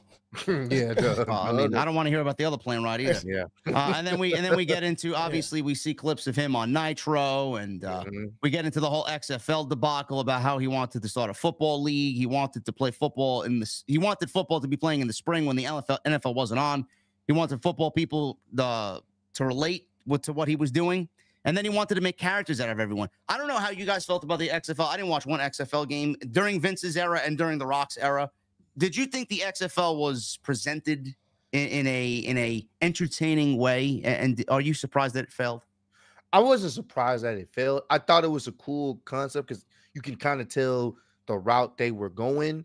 But at the same time, it was just like they sucked. So it was just one of those. So you weren't excited to see cage dancers and women in hot tubs during the fuck no. I mean, it was like, oh, it's cool, but I can just watch Raw for that. Yeah, you know what I'm saying? It's like he hate me. It's one of those things where it's like I can watch something else. You're trying to give me something else that I already can essentially watch. Yeah. But you're trying to put this sports feel around it. If anything, if the play was better, I mean, if anything, around that time you could just watch arena football. And you would actually be more entertained just watching arena football. I was more entertained watching that than rather say the XFL, only because it had that WW type vibe. Oh, this is cool. But then the novelty wore off. I was like, man, I ain't watching this shit. I ain't watching this. So like, I might as well just watch Monday Night Raw. Vince was on to something, but he didn't know it. Like he was on to something with start another league, but he was way off trying to make it WWE like. If he would have focused on just being another professional football league with none of the other bullshit, with real athletes who train with their coach and everything else, it would have been a success. That's why when Rock merged right now with, and made the league that they have right now, it's actually doing okay, because when it comes to football, people just want fucking football. That's it. They don't want WWE football. They just want football. Yeah.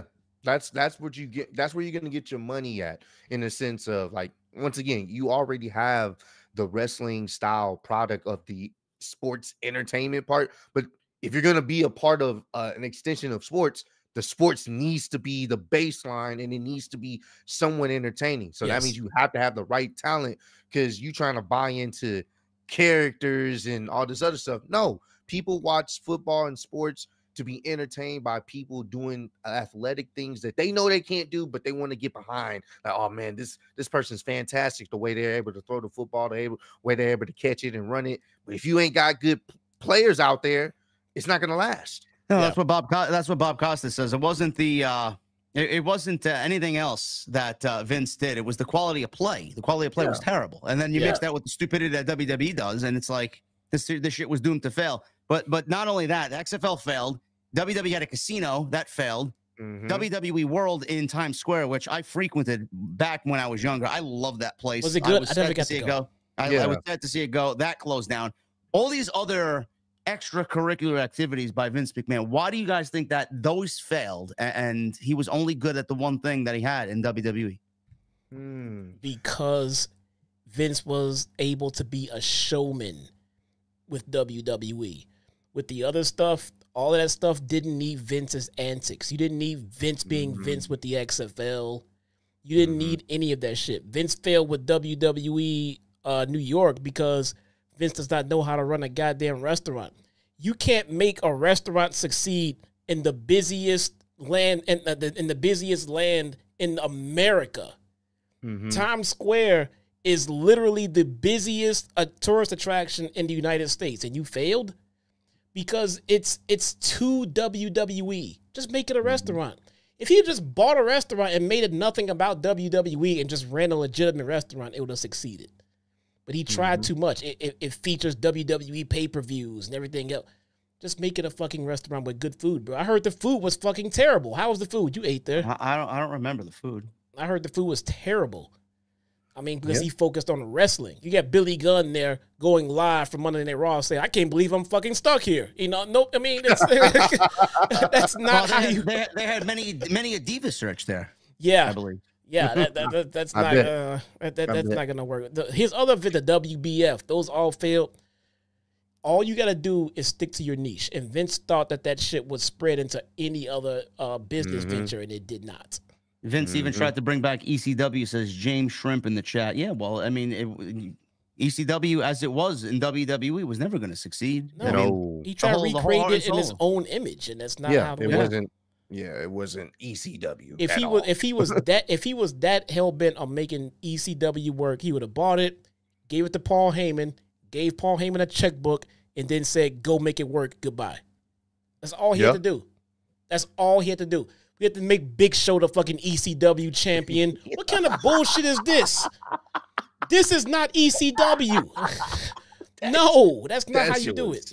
That shit was dead. No, that was awful. We went into the WrestleMania 18 match with Hogan and Rock, which is one of the greatest matches that the company's ever put on. Love it. Obviously, that lives in infamy. That Rock said Hogan was the real winner that night. Hogan says Vince trusts him more now at this time because he knows Hogan can no longer rip the shirt off and bring 100,000 people to a stadium. We hear Vince bringing up Eric Bischoff into the company. Dave says, Meltzer says, people who burn bridges with Vince likely get a better deal when they are brought back. But they are obviously at the whim of Vince because obviously we know what happened with Eric Bischoff, fired twice. Yeah. Brett comes back to the company as well. Vince repeats again that he is in the business to basically make the company money, and he does what's best for business. We go on and we get the Ruthless Aggression promo where he sits in front of most of the roster in the ring and goes over and cuts that promo. And then we get the debut of John Cena. And John Cena is struggling to find out who he is, and he's on TV. He doesn't really have a character. And then he tells the story about Stephanie McMahon sitting in the back of the talent bus with him, and Stephanie hears him rapping, and Stephanie asks John Cena, do you want to do that on TV? And he flat out says, fuck yeah, I would. And then that's when we get the Doctor of Thugonomics, John Cena, was born, which obviously we know what type of career he had. So my question to you guys is, because I know we saw Hogan turn heel in WCW and was the greatest, probably the greatest moment in pro wrestling history. Actuals. Do you guys think that John Cena could have benefited from a heel turn after the days and the years have gone by where we obviously started to grow tiresome of John Cena? Did that occasion pass WWE by? Did they drop the ball on that? They definitely dropped the ball on that. And the reason why I stand on this is because it works. It's one of those things where sometimes you refreshing a character, having them go to the dark side or whatever in a believing, convincing fashion, it'll change the landscape essentially of the whole company, depending on how big the person is. Prime example, we've seen it with Roman Reigns. And it's funny because they brought that up. They brought that up in the documentary. The same thing that happened with The Rock, and he was not getting over. And they were shoving him down everybody's throat when he was Rocky Maivia. And then they turned him heel, and it changed everything. And the same thing here with John. I do feel like Vince was so stuck in his ways, and he was like, nah, this is the guy. Because granted, John was pushing merch. They were going, once they started transitioning to more of that PG era or getting closer to that, and they went public, they had more investors. John was the perfect poster boy. He was the Hulk Hogan had been looking for, but in this different era of wrestling. And for him, there was no turning him heel. I mean, Vince said it himself. He never thought he was going to turn Hogan heel. He was never thinking of that. He wouldn't have done it. He wasn't going to do that shit.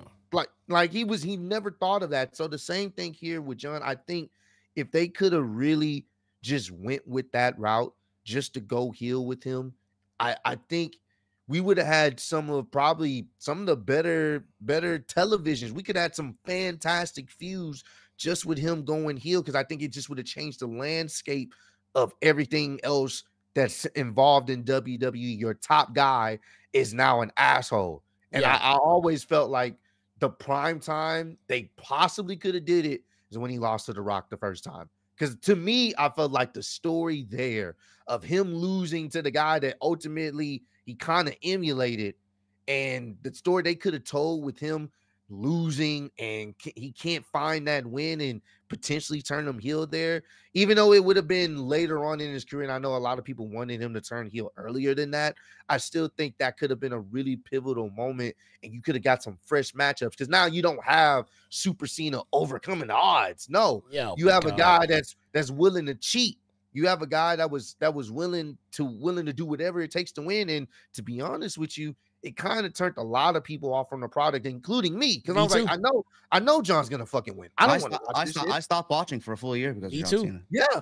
And it's not because of the person. I do think he's a great person, and he obviously cares about the business, but I think the booking side is just like, how can I get invested in someone else that I like or a new talent to get over convincingly if we know he's gonna lose?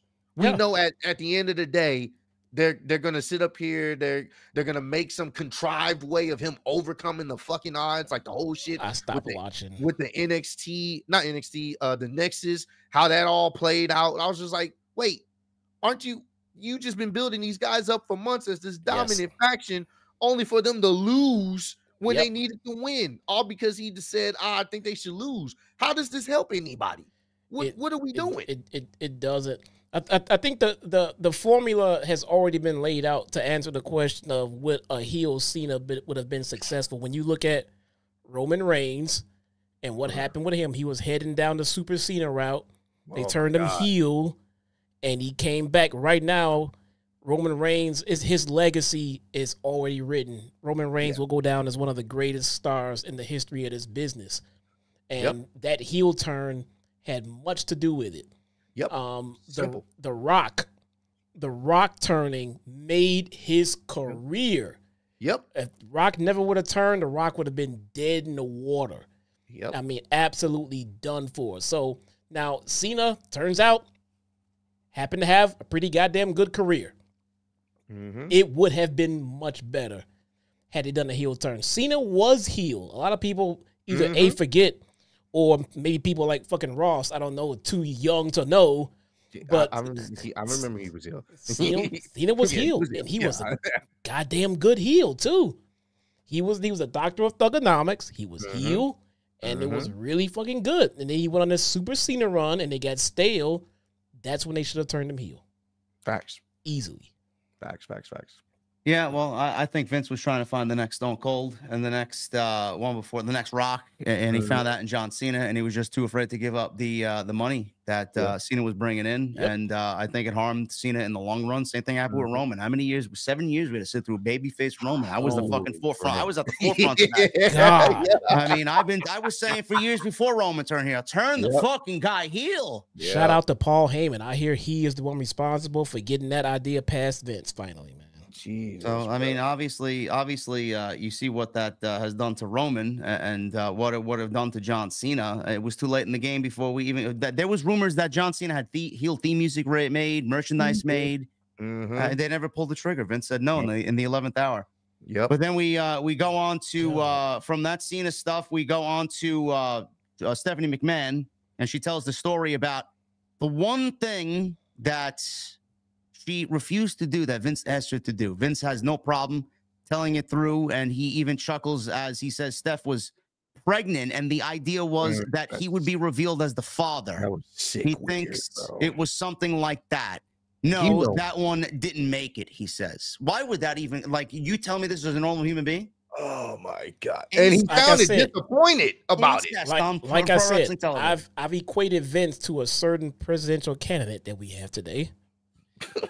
Who is also on record for trying to do some unsavory things with his daughter. You got 1,800 people in here, man. We don't want to lose 1,000 people. I'm not the one trying to sleep with my kid. I'm the Triple H says that Steph has Mr. McMahon the character, Vince the boss, and Vince the dad. She says she calls him Vince at work and dad at home, and the boss can be tougher on her than dad.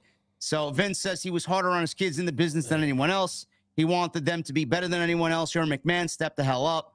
And then we go over and kind of bring ourselves to learn more about Shane and how he wanted the same thing that Vince wanted from Vince Sr. So that was probably the saddest part of it all, that Shane, all he wanted was a fucking acknowledgement and a hug and I love you from his father. That's all he wanted. And then the most interesting part of episode 5 here, Heyman brings up a fight between the two over creative. He says the fights between them escalated very quickly.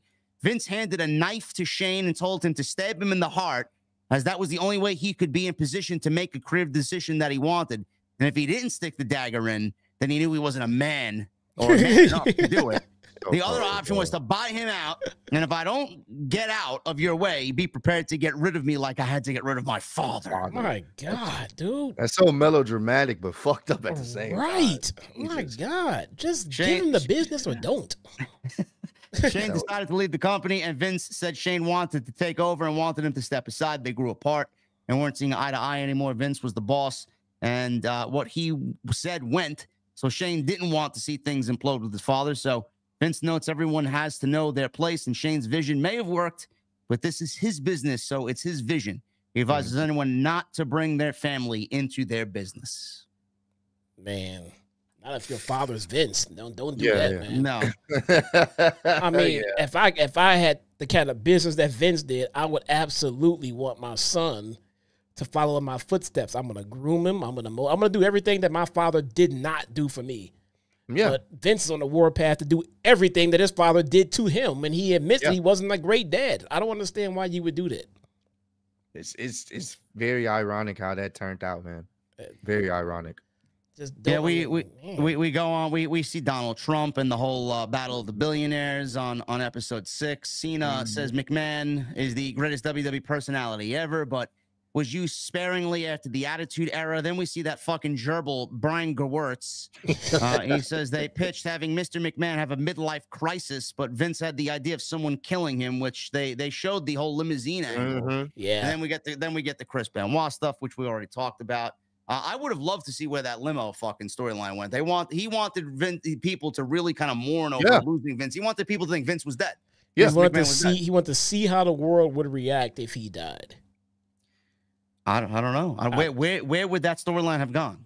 What I want to know. When he just randomly a year later, I'm back. Like, I'm back. Done it before. Yeah, he just come back after. Hey, what would the end goal be though? Like he's back for what? Like who would run the company in his absence? Fucking laptop person. Not Shane. Anonymous GM. Shane. Yeah, a laptop. Yeah, exactly. Yeah, fucking laptop and run fucking WWE. Jesus, so awful.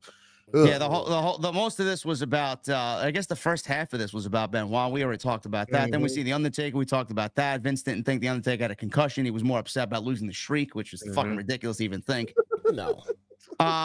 We see Cody Rhodes. He says he came into WWE in 2007, and then they instituted the wellness policy. Cody says he came into a clean WWE with no drugs, and they switched to TV 14 to TV PG. Heyman brings up the women's evolution. Hold on, I got something about Cody.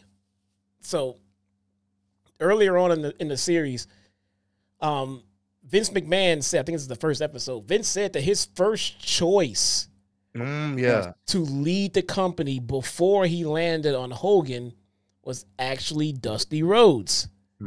He the same way that he handpicked Hogan to be the leader of WWF.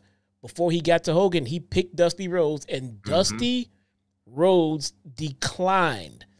So that kind of leads like a whole different angle to everything that Cody brings his ass out and cries about every other week on TV about how his dad was never afforded the opportunity to hold the big championship. Turns out his dad turned down the opportunity to hold that championship. He didn't want it. He didn't think that Vince had what it took. He didn't think that I mean, look, again, hindsight's 20/20. Yeah. But you got a guy asking you to lead their brand, you turned it down, then don't come back 20 years later and have your kids tell me that your dad never got the opportunity. He had the first opportunity and he didn't want it. That I can admit I did not know about WWF. Cody Rhodes came into a clean WWE, TV 14 to TV PG. They talked about the Ruthless Aggression era from the Attitude Era. They mentioned it literally becoming the Muppet Show, and then they show a clip of the Muppets hosting Monday Night Raw, which I don't want to go back to ever seeing again. Horrible time. This is when things just kind of just killed it for me. Heyman brings up the women's evolution and that women were getting more TV time. Stephanie brings up the give a Divas a chance movement, and then that happened on Monday Night Raw after the women were given less than a few minutes for a match. Stephanie was behind the push for women getting more TV time. Hunter was number 2. Obviously, you see where the women's evolution started. It started in NXT. Tennille Dashwood and Paige. And then obviously that led to Sasha, Charlotte, Becky, and Bayley the way we see it now. Vince and Bruce did not like women's wrestling from what I was told. They hated women's wrestling. They only did it to appease the people who wanted it, but they hated it behind the scenes. And Bruce still hates women's wrestling to this day. So that's that. Shane was gone for several years. He came back, and that was in 2016. Vince called him with an idea, and they needed him for WrestleMania, which we got the Hell in a Cell match with The Undertaker. Which, I mean, I don't know what you guys thought about that Hell in a Cell match. I thought it was entertaining for... it was fine. Yeah.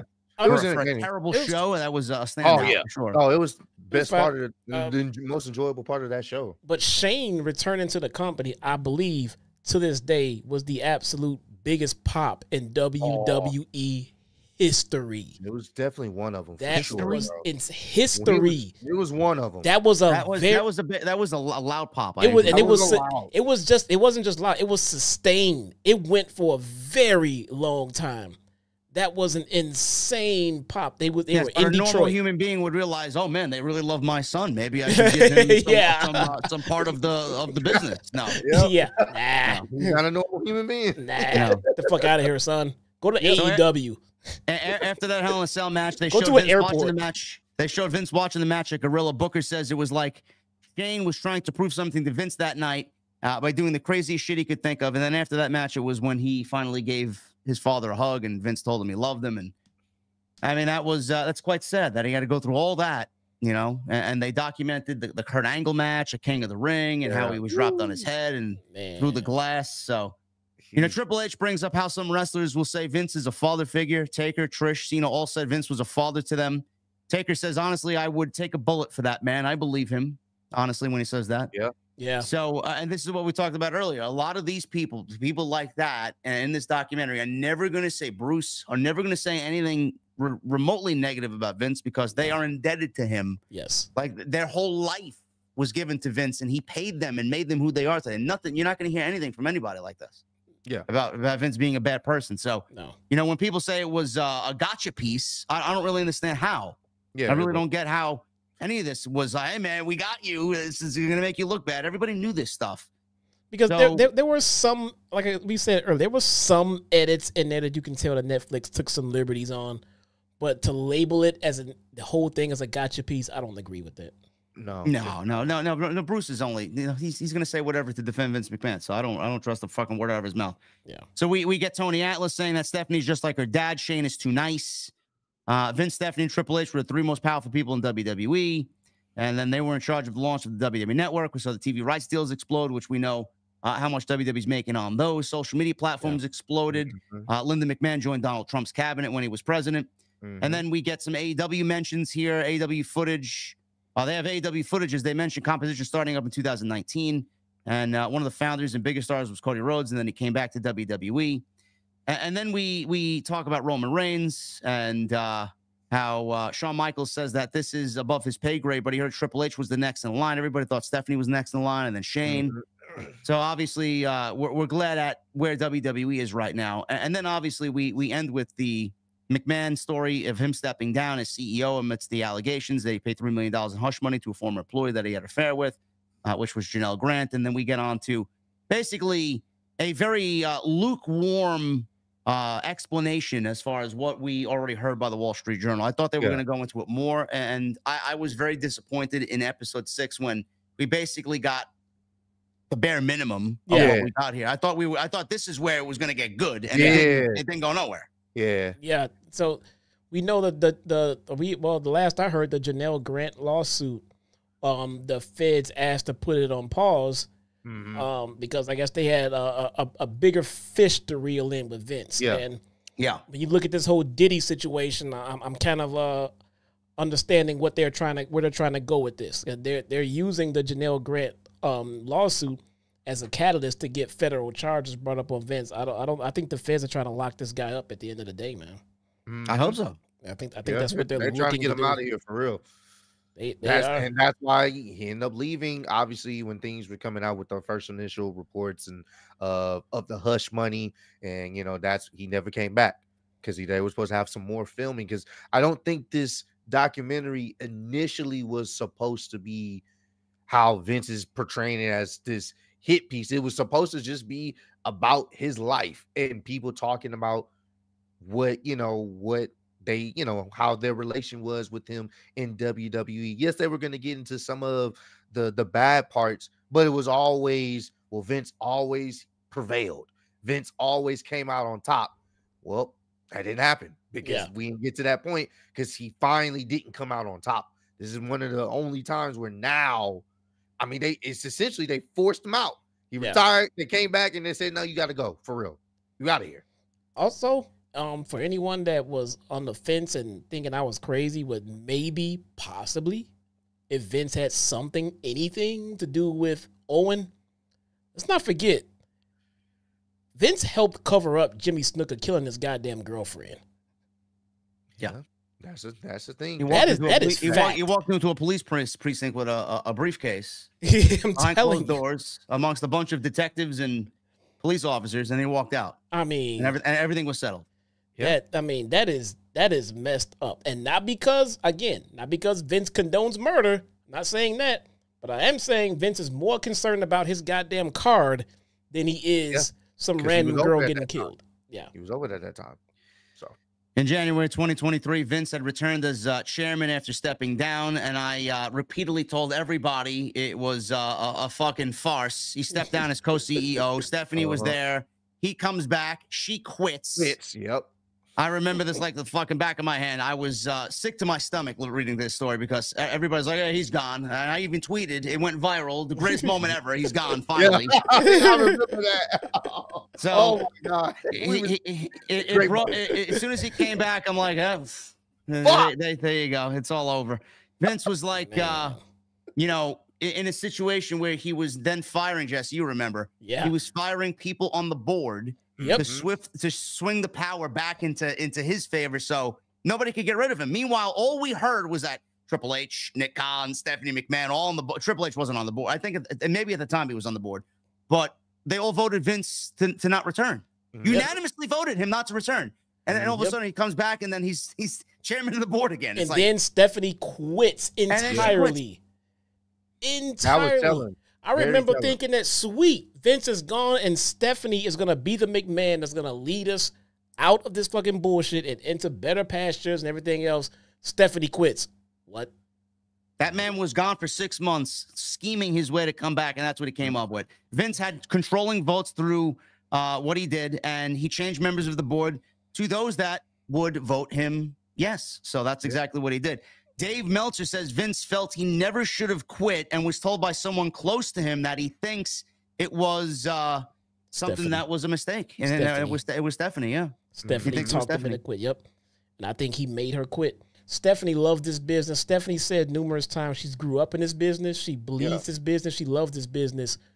Why would she just up and quit at its most critical moment? Especially when her father come back. She was forced to leave. She was forced to leave. Now he's gone, and look who we see on TV not that long ago, Stephanie fucking McMahon. So Stephanie quit, like Jesse said. Then Vince comes back with his silly fucking mustache. He was back to sell the company. He said that he needed to be back. He was only back to facilitate a sale of the company. Sure thing, man. You fucking liar. Right. Sure thing. In the weeds. He was at the weekly shows, not there, but he was on Zoom with Bruce. Don't give me that bullshit. Vince was back to sell the company. A deal was made to sell to Endeavor, who also owned the UFC. Now, I heard that there was other suitors, Saudi, Liberty Media, Comcast, whoever it was. There was a whole discussion about Vince not selling to these people and keeping these people in the dark because all of these people, the Khan family, did not want him in charge. Vince was never going to sell the company to another company that was going to say, we don't want Vince McMahon in charge. Every single one of them wanted Paul Levesque and or Stephanie McMahon in charge. So what he did is sell it to Ari Emanuel, and he sold it to someone he's been in business with and known personally for 20 plus years because he knew that Ari was going to be a safe space for him, and that's why he sold it. How many times, Jesse, did I say it was never about to sell the company? It was always about keeping Vince McMahon in power, and that's the movie. That's the movie made. He thought he had a friend, and maybe he did for a minute until these public allegations came out, and then his friend he sold the company to kicked his ass out. Ari said, "Get the fuck out of here." He was basically forced to. Yeah. So Ari's a real one. $21 billion. They combined assets. Pritchard felt the sale was a genius move. Of course you did, you fucking slob. No, because you have a job that's safe and was a new challenge for Vince. Oh yeah, really? That's great. Dave says the idea was to sell it in a way where Vince still had major say in what happened. No shit. Yeah. Thanks, Dave. I didn't need to pay for the Observer for that one. Vince no longer had majority control, though. As the shareholders at 51% and Vince only at 49%. Like I said, he had the evil mustache that time. Heyman says it wasn't about the last name or the family legacy. It was about who was best qualified. Yeah, it really should have been Triple H and Stephanie running the company. Ari kicked Vince out. Thank Christ. We don't need him here, and we never needed him here. I'm thinking Ari knew this the whole time and just befriended Vince just to get the fucking company. I mean, That's what I'm hoping, but who knows? I still don't know why Stephanie hasn't come back though. That still befuddles me. Yeah, she's made appearances. I don't know what her plan is moving forward, but obviously we got the news of the Netflix WWE deal announcement. We got Janelle Grant's lawsuit that came after that. Janelle Grant alleges in the suit that Vince forced her to have sex with him and other men at WWE headquarters. Yeah. Vince denies obviously all these allegations. Grant came forward. Others started to share their stories dating back to 2016. And Jesse, you and I discussed this personally, wondering, and I just discussed it with Solomon on Tuesday night too. I questioned would they ask about Ashley Massaro? And Ashley Massaro, Jimmy Snuka was mentioned, and I didn't really think Ashley Massaro was going to be mentioned, but they did briefly glance over it. They mentioned the name. They didn't really go in detail, but I'm glad that it was mentioned because you hear that name, and I hope people go and reference and look and research what happened there, because that was a vile fucking story. That was the absolute worst. They did that girl so wrong. Every time I think about it, I post rest in peace to Ashley Massaro. She got done so wrong. No one fucking believed her because we're talking about Vince McMahon, and who is she? She's a dime a dozen, and I understand the pressures that she was going through. It sucks that she got to the point where she took her own life, but when that kind of thing happens to you and it just overwhelms and just consumes your whole livelihood, and then no one wants to believe you, I guess I could see it, man. I could see it. I mean, it's that they took everything from her, and no one gave a shit about her until it was too late. No.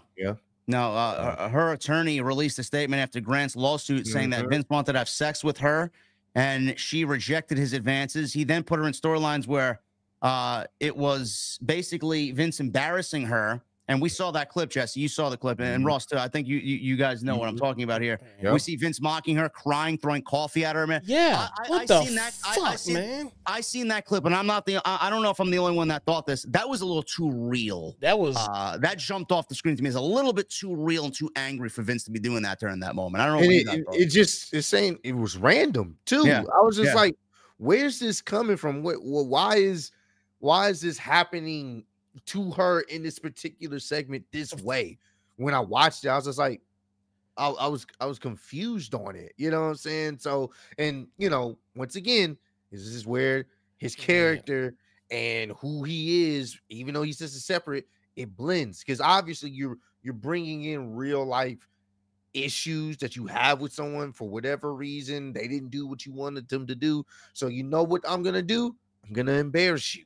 I'm gonna take the power that I have. I'm gonna broadcast it on television, because guess what? There's nothing you can do about it. No, but they took her to the Middle East. I believe it was Kuwait, to the tribute to the troops, and they left her. They left her there, with some higher up in the military for them to basically have their way with her. And they left her there. And then when someone who came back to get her, I forgot. Was it oh fuck?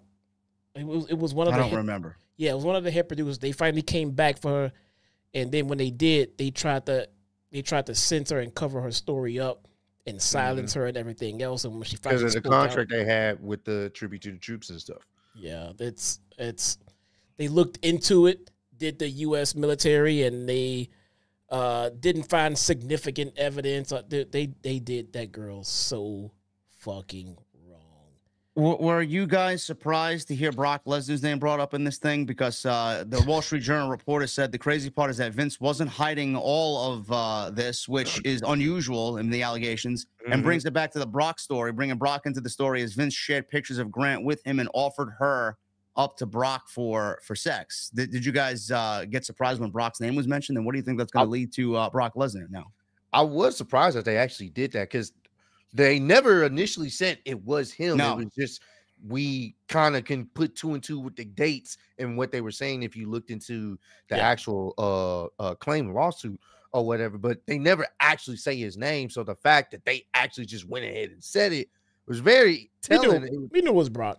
Yeah, we knew it, and I guess, not to insult people's intelligence who know the story, but for those who don't know the story, it would just be who is this mystery wrestler, So the fact that they actually kind of just said, "Hey, it's Brock," and put that out there.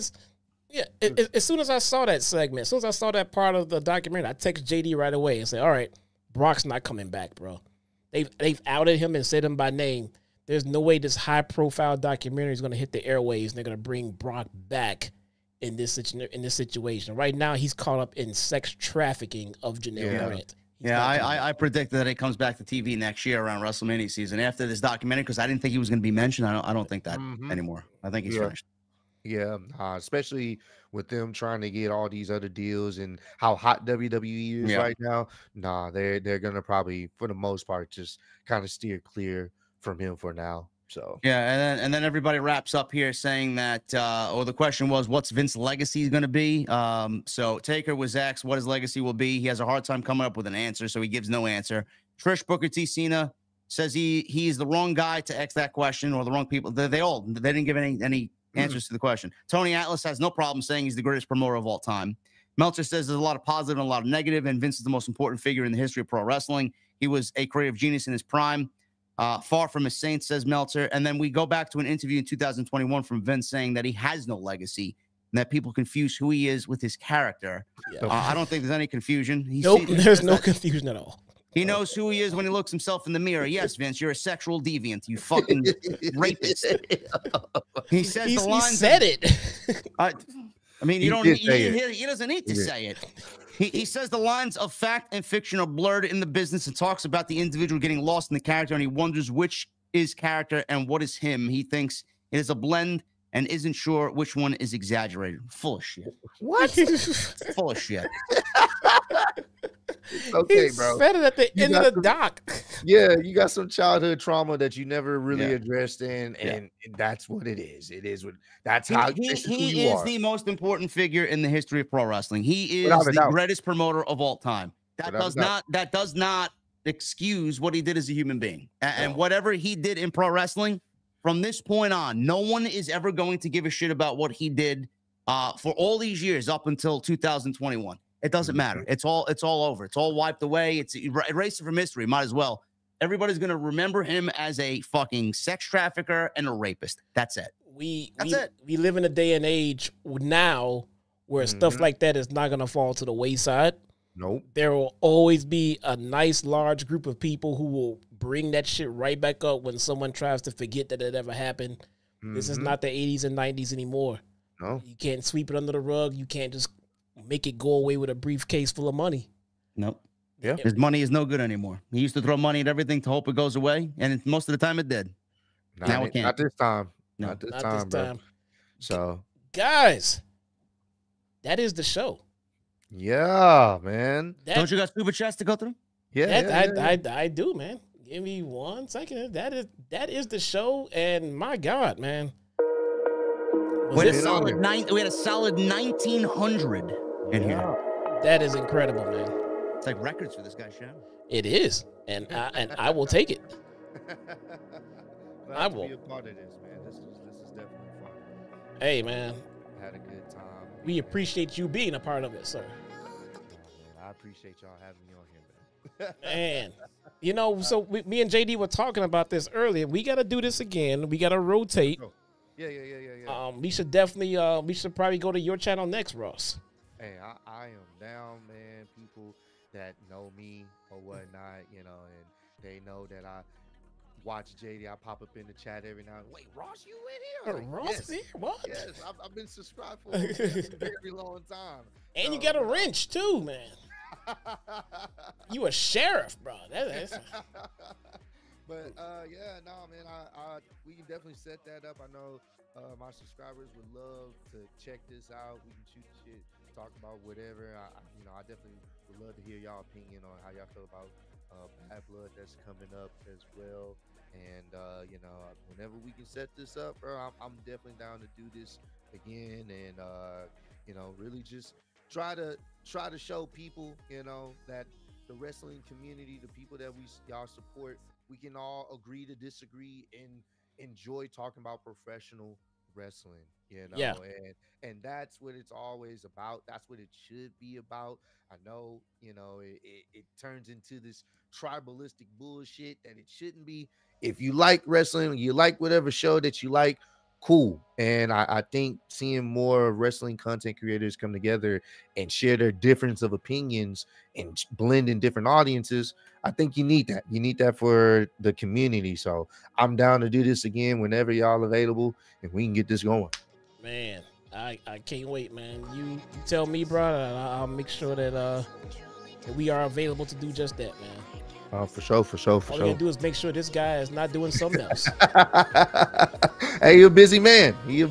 I envision him flying down the highway in the Mustang like he does before his shows down the road. I'm like, he's on the way. He's flying down the street. Hope he don't roll the window down thinking he's talking to us, but we're not there because we're on a different channel. Now it's a little too chilly tonight with the window down.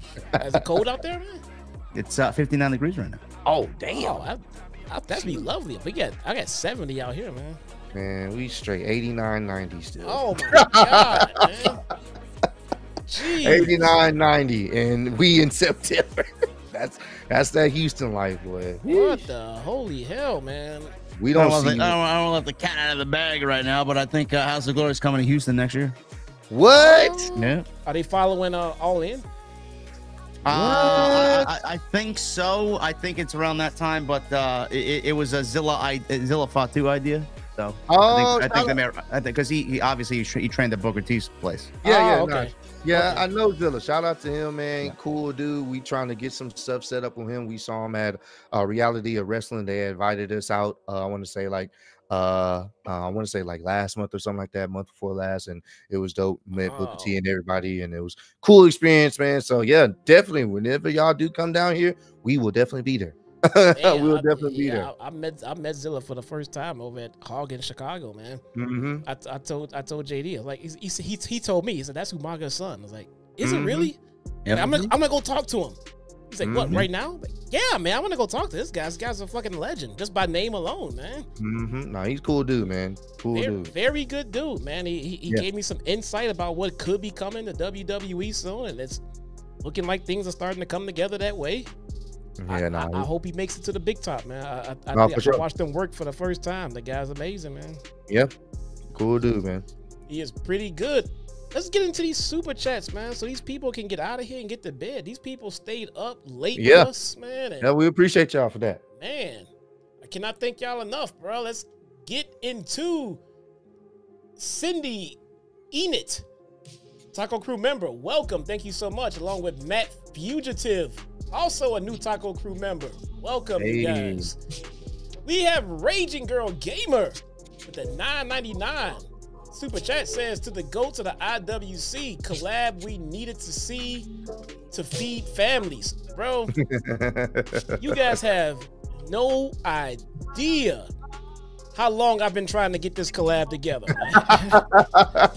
I mean, just I don't know whose family we're feeding, but thank you. Yeah, the world didn't want us to happen, man. I mean, just events and schedules and. Well, I mean, everybody seems to think I'm fucking Satan out here. So like, nobody wants to work with this guy. Yeah, why are you with this guy? I'm like, okay, I mean, they act like we don't work. I mean, you've seen us work together before. What do you mean? Why are we working together, man? Rage, I appreciate you. Metalhead forever with the $2.99 super sticker, man. I appreciate you. But the nice little do you guys hear the music on this thing? Because I'm playing Doc right now. I was playing music too. I don't know if they hear it. Oh, really? Whose music do you hear? You go ahead and play Doc, and I'll mute mine. Go ahead. So I can kind of hear Doc. There you go. There you go. Is Doc coming back? I heard he's coming back to get. Doc is the #1 streamer on YouTube, bro. Leave him alone. He's on YouTube? Yeah. I thought they kicked him off. He already reapplied for monetization. Oh wow. Well, good for him, man. Stay away from little kids. Snowman Khan with the $6.99 Canadian super chat says, the funniest part of the documentary is Taker saying that he would take a bullet for Vincent K. McMahon. Would love what is this? Would love Aso Femisa to make a vid of y'all versus Toxic IWC. I'm not sure who that is, but I appreciate you. Bro, it's 1:30 in the morning Eastern time, bro. I don't know what the fuck you're talking about. I don't know what that, bro. Okay, man. But we appreciate you anyway, Snowman Khan. I just called that Snowman. Snowman Con, what's up, brother? I'll see you tomorrow. I'll see you. What's today? Sunday. I'll see you tomorrow on Raw. There we go. Go home show. Hollywood Eric, the 6-month membership. Appreciate you, bro. Says, hey, Taco Crew, one of my older cousins passed away tonight. Oh, this damn. discussion is getting me through this tonight. God bless JD, Ross, and Jesse. Love you guys. Hollywood Eric, we're sorry to hear that, man. Prayers to your family, man. Yeah, man. Prayer emojis in the chat, everybody, for Hollywood Eric. He has been around for a long time for me and even longer for JD. So we appreciate you, man. I'm sorry to hear that, bro. For sure. Sending love and condolences to you, man. The Learning Tree with the 199 super chat says, so Vikingo gets booked, but no Learning Tree. Yes. Now we know when you have Solid Monster and JD from NY helping Brian XL book talent. Who the fuck wants to learn? There's no Learning Tree in House of Glory. We've already learned everything. Sorry, guys. You think Solid Monster's gonna book the Learning Tree at a House of Glory show? Come on, man. Oh, I got a better chance of hosting the fucking sound off than that happened. Hey, the Learning Tree was not on TV this week. Let's count our blessings, man. Count our blessings. Jason Barker, again, with the $100 super chat. Thank you so much, brother. We appreciate you. MGM Ballin, the $9.99 super chat says, just came from House of Glory. Now I get this fire collab. Love to see it. What a great night. Man, how was the show, bro? Up top to bottom, how was the Hog show? That was very good. It was probably our one of our best in-ring pro wrestling shows of the year. Was it better than our show in Chicago? Because I had a pretty good show. Yes, it was a lot better. Yeah. Damn, man. Good, man. Good deal. I'm glad to see Hog is booking big. I felt more like in my element. I wasn't happy with my performance. I was like Mauro Ranallo tonight. On point. Good. Nice. I can't drink before these shows, man. I turn into fucking Jello. I was hopped up on fucking tonic and espresso and a venti pumpkin spice latte from Starbucks. Oh man, did we ever find did Scott D'Amore got Moro, right? Yeah. How did we find out how he managed to get him? I don't know, but but our lovely Sam Laterna is working with Scott D'Amore, Maple Leaf Pro Wrestling. Oh man. Scott, bro. I still think it's Shout the out biggest to Sam. mistake. She's very good. Me and her called the Santana main event tonight with Jay Lethal. It's the biggest mistake TNA ever made, letting go of Scott D'Amore, man. It just wasn't right. Ryan, the Canadian Chipmunk, with the $24.99 Canadian super sticker, bro, with the weird hippo saying victory. I appreciate you, bro. Thank you so much. Johnny Boy Vaccaro with the $20 super chat says Shane is an inherent billionaire. However, a new age dad like Shane, who has 3 sons, he knows a damaged parent like Vince needs forgiveness despite a damaged upbringing. Shane accepting hug now, accepting hug show human side of Vince. You know, don't worry, Shane's gonna get all the hugs he wants from Tony Khan. No, my God, dude. Yeah, Tony Khan does like hugs. He does hugs a lot, man. Yeah, he's gonna be hugging him all day. Look, if I'm AEW management, you need to stay out of airports for a while because somehow you keep running into McMahons. I don't know how this keeps happening, but Jesus Christ. I'm sure that's a major coincidence over there. Yeah, for sure. They're on the same flight. They were on the same flight from New York to the same city at the same time, and it was all a coincidence. You never know. What are they talking about? Hey, man, did you play the latest Call of Duty? Yeah, okay. MGM Bowling with the $9.99 super chat says, hearing what JD said about Joey Janela tonight, I'm glad I yelled Joey Nutella in JD's direction during his entrance. Oh, I didn't hear that. We were fucking loud. I don't know. Bro, Joey's going to fucking kill you. He looked over at me, too, when he was standing on the top turnbuckle. I'm surprised he didn't spit at you or something, man. Whatever. He says, my B Jesse, I'll be rejoining Taco Crew shortly. Shout out my guy, Ross, too, man. Appreciate you. Ross, you family now, man. We got to induct you into the OTS family, bro. You are family, man. Apparently, our audience digs Ross, man. Hey, I appreciate that. I appreciate that, if man. If you guys are not subbed to his channel, then you're doing him a disservice, bro. Go check it out. The links are in the description, man. Hey, man. Thank you so much. Rage Once again, I don't think she likes JD very much. Thank you so much, Rage, for your $100 mega bomb tonight. Johnny Boy Vaccaro, once again, says, Vince is a jealous girl. No woman will accept a loyal boyfriend, a.k.a. Brett, to go over and hug an ex-girlfriend, a.k.a. WCW. Vince did an emotional move in the moment to benefit relationship business. Hey, man. Someone asked JD if he thinks Shane's buying AEW. My friend won't shut up about it. No, Shane's not buying AEW. Yeah. Shane cannot afford to buy. You think Tony's going to relinquish power of AEW to Shane McMahon? Fucking No. Shane cannot afford to buy. Mini Vince 2.0 over there. No. No, man. That's not A at all. micromanager can't fucking stand when he doesn't have power. Yeah. Dad wouldn't give it to him. We need NXT reviews with Ross and JD. Bro, guys, you're really putting a lot of stock in me covering NXT, man. Give me give me next week, man. Let me get through fucking next week, please, because I'm already skipping a TNT for this shit. I can't, bro. Bruce and Vince has ruined NXT forever for me. I can't get back into it, man. Damn, not even now. Not even a little bit. No, they killed Black and Gold. It was so perfect. It was so perfect, man. I can't wait for that dark side of the ring. Yeah, really. What really happened to Black and Gold NXT? What really happened? It turned rainbow and every fucking thing else. They gave Triple H his heart attack. He went away for about a year. It did. This guy said that Vince killing NXT caused his heart condition, and everybody wanted to cancel him. I low-key agree with him, but I kept my mouth shut because I don't want to get canceled with him. I'll say it. I don't give a fuck. Amen, Bruce. Josh Lanier, the 199 super chat, says, a long-time listener of all three of you guys. Josh, thank you so much. Guys, appreciate you.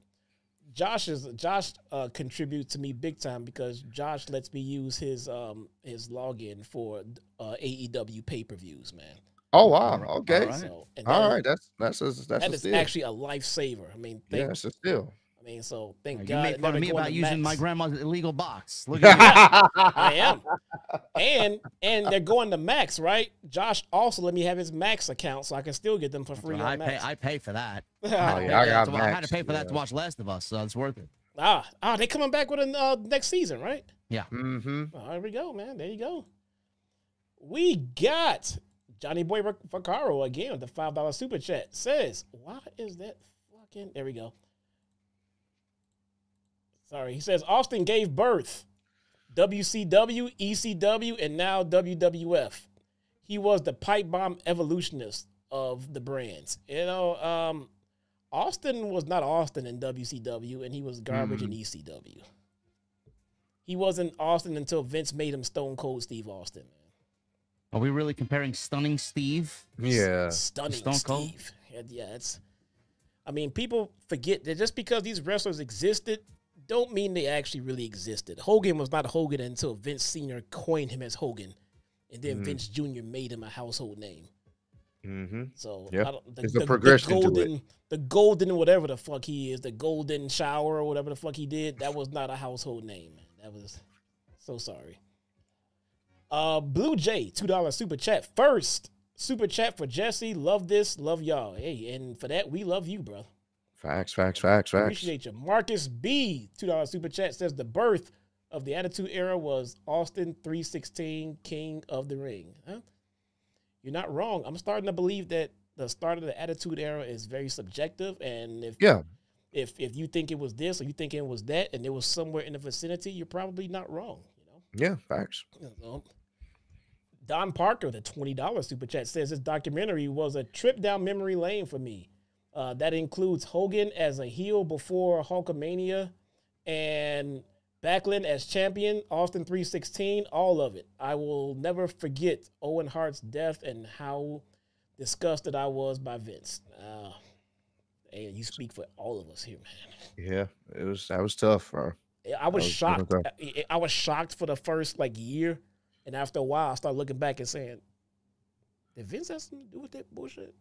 Oh, but Owen was Owen, man. Owen was really good. I mean, and I'm not one of those guys that he was good after he died. No, I was digging the Blue Blazer thing. I'm a big fan of him coming out as Owen, and then someone else coming out as the Blue Blazer, probably Jeff Jarrett. And then Owen like, see, it wasn't me. I thought that shit was funny. But I also knew that wasn't world championship material. So when Vince says that he was trying to make him a star, Vince is full of shit. Owen was always great. Owen is awesome, man. Don Parker, the $5 super chat says, you guys are not old. Trust me. I was also in Desert Storm during the whole Sergeant Slaughter Iraq sympathizer gimmick. Vince gave 0 fucks. That's messed up, man. That's messed up. I really appreciate you, man. You didn't care. Nope.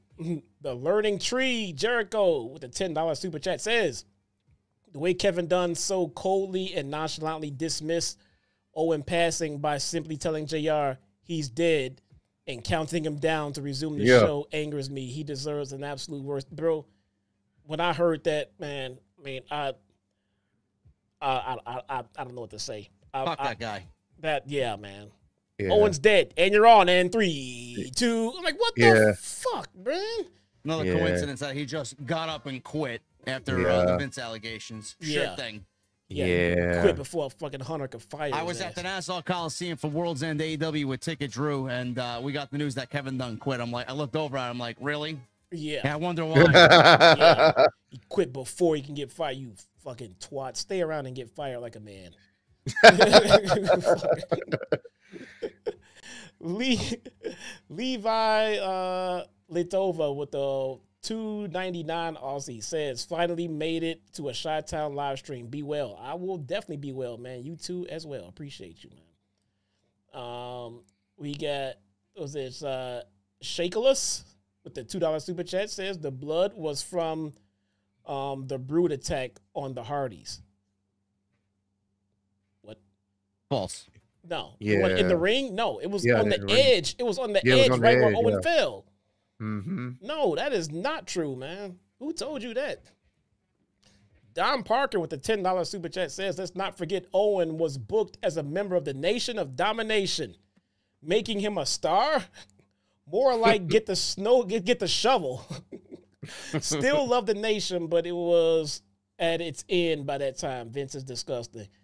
It was. But here's the funny part about Vince trying to, what we know was bury Owen. Everything he tried to bury Owen with, Owen got over with. They made him the Blue Blazer, got over. Put him in a Nation of Domination, got over. And Vince said, fuck this, and he cut him. Okay, all right, that was too much. Okay, all right, fine. I'm kidding. I still think he has, I don't know.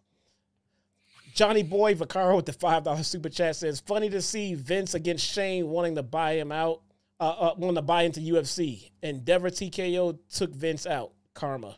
It's ironic. It's crazy how things work itself out. Full circle. Full circle. So instead of Vince admitting that Shane was right, that buying UFC would have been a fantastic business idea and a good move, he tried to no-sell it. Oh, well, why didn't he do it then? Yeah, he did say that. Yep. He did. All he had to say was, okay, well, hindsight was 2020. Yeah, we probably should have done it, but who knew? No, he had to put himself over in that process. He couldn't just admit that he was wrong for not buying it. So, the Learning Sicko, Dr. Bropio. Dr. Bropio, what's up, brother? All right.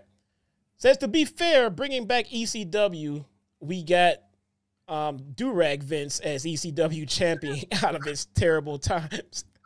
Loving the collab. Thank you, guys. Bro, Durag Vince was a fucking... Oh, my God, bro. More mockery. Oh, my God, bro. Wasn't Durag Vince the Vince that dropped his N-bomb in front of... It was around that period, bro. God. He was missing everything but the hard R right there, man. He was... it was wild, bro. Wild. Joshua Lavacek with the $4.99 super chat says, what's up, boys? I love this trio dynamic. I hope you guys do this again. So for sure. Josh. For sure. Absolutely. We're going to run it up with this one. My man, Tony Brown with the 14 months says, Trish was a dish. Yes, Tony. We know. But so was Kayla L, young fellas. Who's Kayla L? Kayla? Kayla Braxton? Kayla Braxton's definitely a dish. I don't know what he's talking about. I love Kayla. Kayla L? Ross, if you don't know, Tony Brown is the booty meat king of our streams. Oh, my God. Not the booty. Bro, when there is booty meat to be seen, Tony Brown will let you know. Layla McCooley says, okay. Oh, okay. Oh, okay. Yeah. Whatever. Dude, sometimes I love reading these just for the names. King Kong Gorilla Enhancement Pill with the $5 super chat. Says great. Is that a Vince McMahon business venture? Probably. or the names of one of his dildos. You know, he named his dildos after. Yeah, oh my! When I read that, Nobody wants to talk about Vince's that dildos. was sick. Who's got the best dildos, Vince or Diddy? Why? I don't know. I don't want to know. I don't need to know. It doesn't matter. I mean, Diddy's got enough baby oil to last. Oh my God, dude! You know, wrestlers love their baby oil. Ooh, yeah, you know. Oh, that's just true, man. Wrestlers love their They baby. gotta have that baby oil, bro. And you know that infamous clip of them having WrestleMania in New York? Oh. It's on Twitter. It's been circulating of him. I think Vince had tweeted it like partying with Diddy. I was like, huh. No, oh no. That's so ironic. Many Everybody years later. trying to scrub their Diddy pictures and Birds of a references from feather social flock media. together. I'm not Yep. surprised. Not surprised at all. King Kong Gorilla Enhancement Bill, $5 super chat says, great stream, Jesse. Ever watched Trailer Park Boys on Netflix? One of my favorites. Happens to look just like Ross Tyrone. Google him. Go Google him. Alex B in the chat says we named Vince's dildos on a JD stream for like 15 minutes. Yeah, you did. Oh my God. I remember that. Was there a Bobby Lashley? Tell me there was a Bobby Lashley. I'm sure there was. You know he got a BBC in there, man. Come on. That was the one stream where Mr. Baydala was not a part of because he wasn't. He felt uncomfortable about that. Oh yeah, we don't. I couldn't talk about Vince's dildos. I had to do it on my own. Oh, what a fucking prude! What the fuck, man? But you know he had. So you know he had all different colors and everything else, man. You know he. Ever since he booked Lana to be the cuck for Rusev, you know that. You know Vince had a Bobby Lashley dildo, man. I'm telling you. Of course not. Sick. Man, he did. Don't blame us, man. David X3 Anime with a $2 super chat says the Breakfast of Champions. JD Ross and Jesse. I appreciate you, brother. Appreciate you, man. You know, some people collect video games and have several video games on display. I have Funko Pop over here to my right. You know, I have whiskey glasses aplenty down in the bar, right? And Vince has dildos. I mean, Linda, give me that John Cena. Oh my! Give me the one with the veins on it. No, Vince ain't using dildos on Linda, bro. Come on. Oh no, Linda was nowhere to be found in these escapades. No. She wasn't taking part. She was just literally just handing over the dildos. Yeah, Vince had a King Kong Bundy. He absolutely. Oh God, he had a King Kong Bundy for sure, man. He had a Big John stud too. That's probably a studded one. Okay, we need to get through these. Oh my God, man.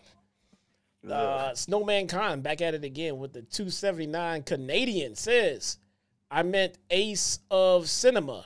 Ross knows the YouTuber. Okay. Oh, okay. I think I know who you're talking about. Yeah. Ace of Cinema. Okay, that makes more sense than whatever it was I was trying to pronounce. Like, what the hell was that? We appreciate you, bro. Thanks, man. I'm solo. I'm soloist, bro. With the $5 Aussie. Says, hey, Jesse and JD, ask Ross about the Ryback interview he did, and then Ryback blocked him for no reason. My man Ryback is weird as fuck. You know, I feel like we could do a whole show just on Ross's Ryback experience. Oh my God! I followed that when it happened. That guy's Ryback is a fucking loser, bro.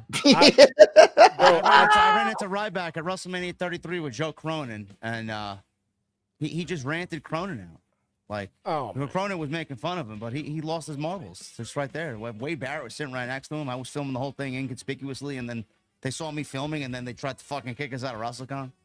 Jesus. He's a fucking mental. He's a fucking basket case, that guy. I remember when I saw you like interacting with him and getting ready to do the show. I wanted to say like, dude, I wanted to say like, don't do it. But I'm like, I want to kind of mind my own business, but I don't know. Like maybe they just friends and been playing around. Like I don't know. I felt the exact same way when this guy wanted to go do the show with Russo. I'm like, I don't, no, don't, man, that, And you did it, and then it was a bad experience. Like, I knew it. I knew this. I fucking knew it. That guy is no, man. That's the kind of guy, he is trying to pitch his wagon to someone who has more momentum than him. And that's it's crazy to say that. Yeah, that's the wrong kind of guy I got more momentum than Vince Russo. Way. Yeah. Way. When we talk, because I did see that. I didn't know what was going on. I hadn't got a chance to actually check it out fully, but I did see. I was like, oh, wait, he having a conversation with Vince Russo? Like, I had saw it. We critiqued the Sean Ross Sapp match. It was innocent fun. Oh, okay. That's good, man. I paid for it in a 2.5 hour phone call with Sapp, so. Like, yeah, man, just some heat is the heat you don't want. And what a phone call that was. We called each other pussies back and forth and fakes and frauds. It's like, yeah, what a constructive way to spend my fucking afternoon. Don't rehash it here because you're supposed to be dropping it, remember? Just letting you guys know. It's all good. Yep. We're good. We're good. That's all that matters. Luis Rodriguez with the $9.99 super chat says, OTS for life. See you tomorrow, JD. Hey, yes, sir. Appreciate you. Thank you for tuning in, man. Blue Jay with the $2 super chat says, go see Solid Monster in the Blue Blazer. Love it. Solid Monster wore a blue blazer tonight. Yes, he did. He did? No way. He was blued out. He was all blue tonight. Blue slacks, blue blazer. I thought he had the full get up on. Like, what was it, Halloween or something over there, man? No. What if I should do blue blazer for Halloween? Didn't Coco Beware wear the blue blazer outfit was? I think he did. Don Parker, the $2 super chat says, pause. No Vince or Diddy. Hey, man, Vince and Diddy are one and the same. Vince is the Diddy of the wrestling business, bro. Pretty much. I mean, pretty much is. Yeah. Omega Studios with the $2 Aussie says, thoughts on Taker's podcast. Do y'all watch it? He has a podcast? Yeah, he has a podcast. I mean, not the One Dead Man Show, right? You get an actual podcast. It's on YouTube. When I ain't working, I'm sleeping. Did not know that, man. Not gonna lie, there are too many podcasts out there to watch all of them. So you got your favorites. I didn't even know he had one, but I can't add it to my list right now, man. Tony Brown back at it again. The $4.99 super chat says, I meant Layla L. My daughter-in-law is Kayla. Layla. Okay. Yeah, Layla was a hottie. All right. Like, again, Tony Brown will let you know where the booty meat is, brother. The booty meat. Easily, every time, man. Don Parker. Layla, it doesn't matter. Yeah. Don Parker, the $2 super chat says, imagine Vince had Santino Marella shaking my head. I'm sure he did. Sure he had a Cobra. That's sick, bro. He had a Santino Marella, too. Oh. What if he had a Jake the Snake?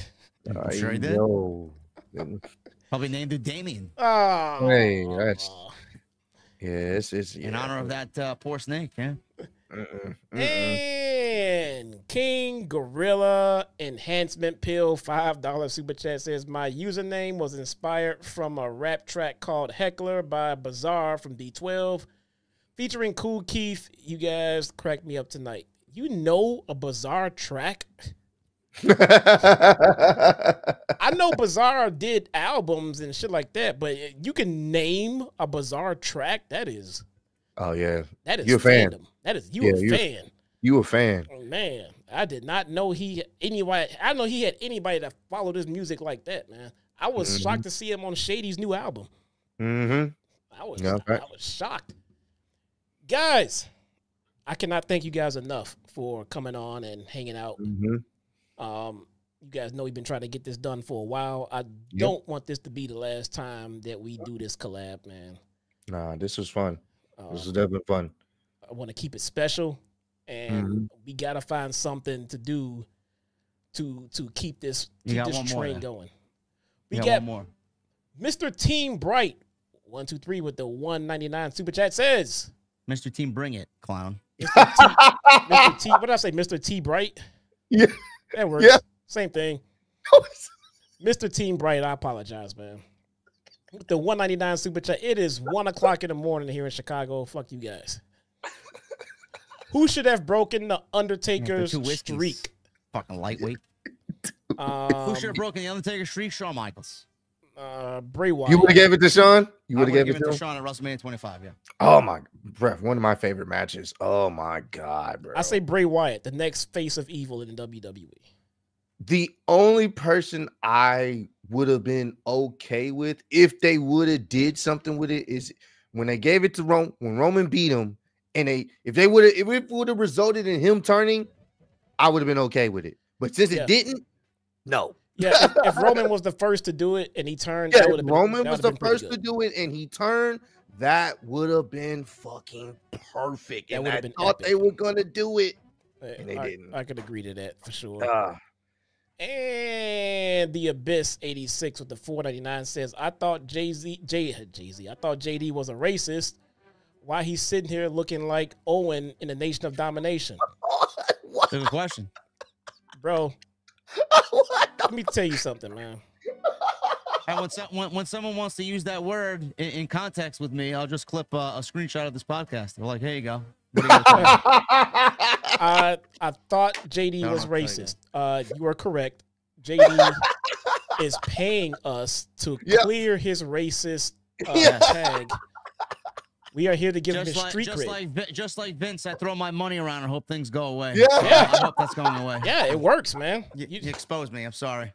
It works. You pay me. Look, you pay me. If you're white and you pay me enough money, I will vouch for you too, and you won't be racist anymore.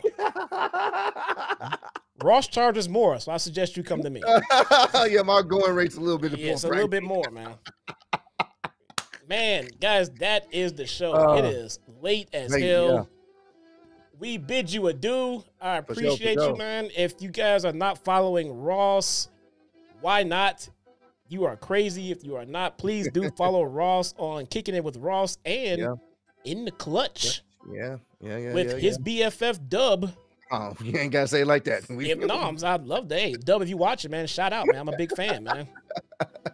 If you are not following JD and you're following me, then you are probably smoking crack because all of you guys came from JD's channel to here. So. Bro, who are we kidding? Everybody here's following me. I know. JD has taken a lot of his personal time to do this show, and I give him a lot of shit, but I do thank you so much, man. Mm-hmm. I was not gonna miss this. I appreciate you. Sorry, I was late for the House of Glory show, but Amazing Red wants to put on a 4-hour show. What am I gonna do? I mean, on a Sunday, and then you forgot about it when you agreed to this. Well, we never have a show on Sunday. I mean, Ross was in the thread. Fucking hit your he's outro, like, all right, so we're gonna do it. What's your outro? I'm waiting to see what your outro is, man. You got a Mustang? You got a dog horse? No, I'll drive something faster than a Mustang. What do we got? I got a minivan. That's the outro, the minivan. I do. I got a new minivan. That is awesome, man. Hey, there you go. Let's see. What is my? There we go. There we go. Look, I got a transition screen now. Look at that. Hey, we getting up there, man. We are out of here, man. I appreciate you guys. Yeah. Join me. When am I coming back here? I'll be back on JD's channel on Wednesday. Yeah, 5-year anniversary. We get to rant about Ricochet and Will Ospreay not having any story. Oh my! It's the 5-year anniversary show. Yep. And we got Adam Page versus Juice Robinson, man. I can't wait. Wait, that sounds pretty good, actually, man. I like Juice, man. What's wrong with you? We'll see. We'll see on Wednesday. Juice is awesome, man. Guys, that is today's show. Thank you guys so much. We will see you guys next time. Peace. Peace.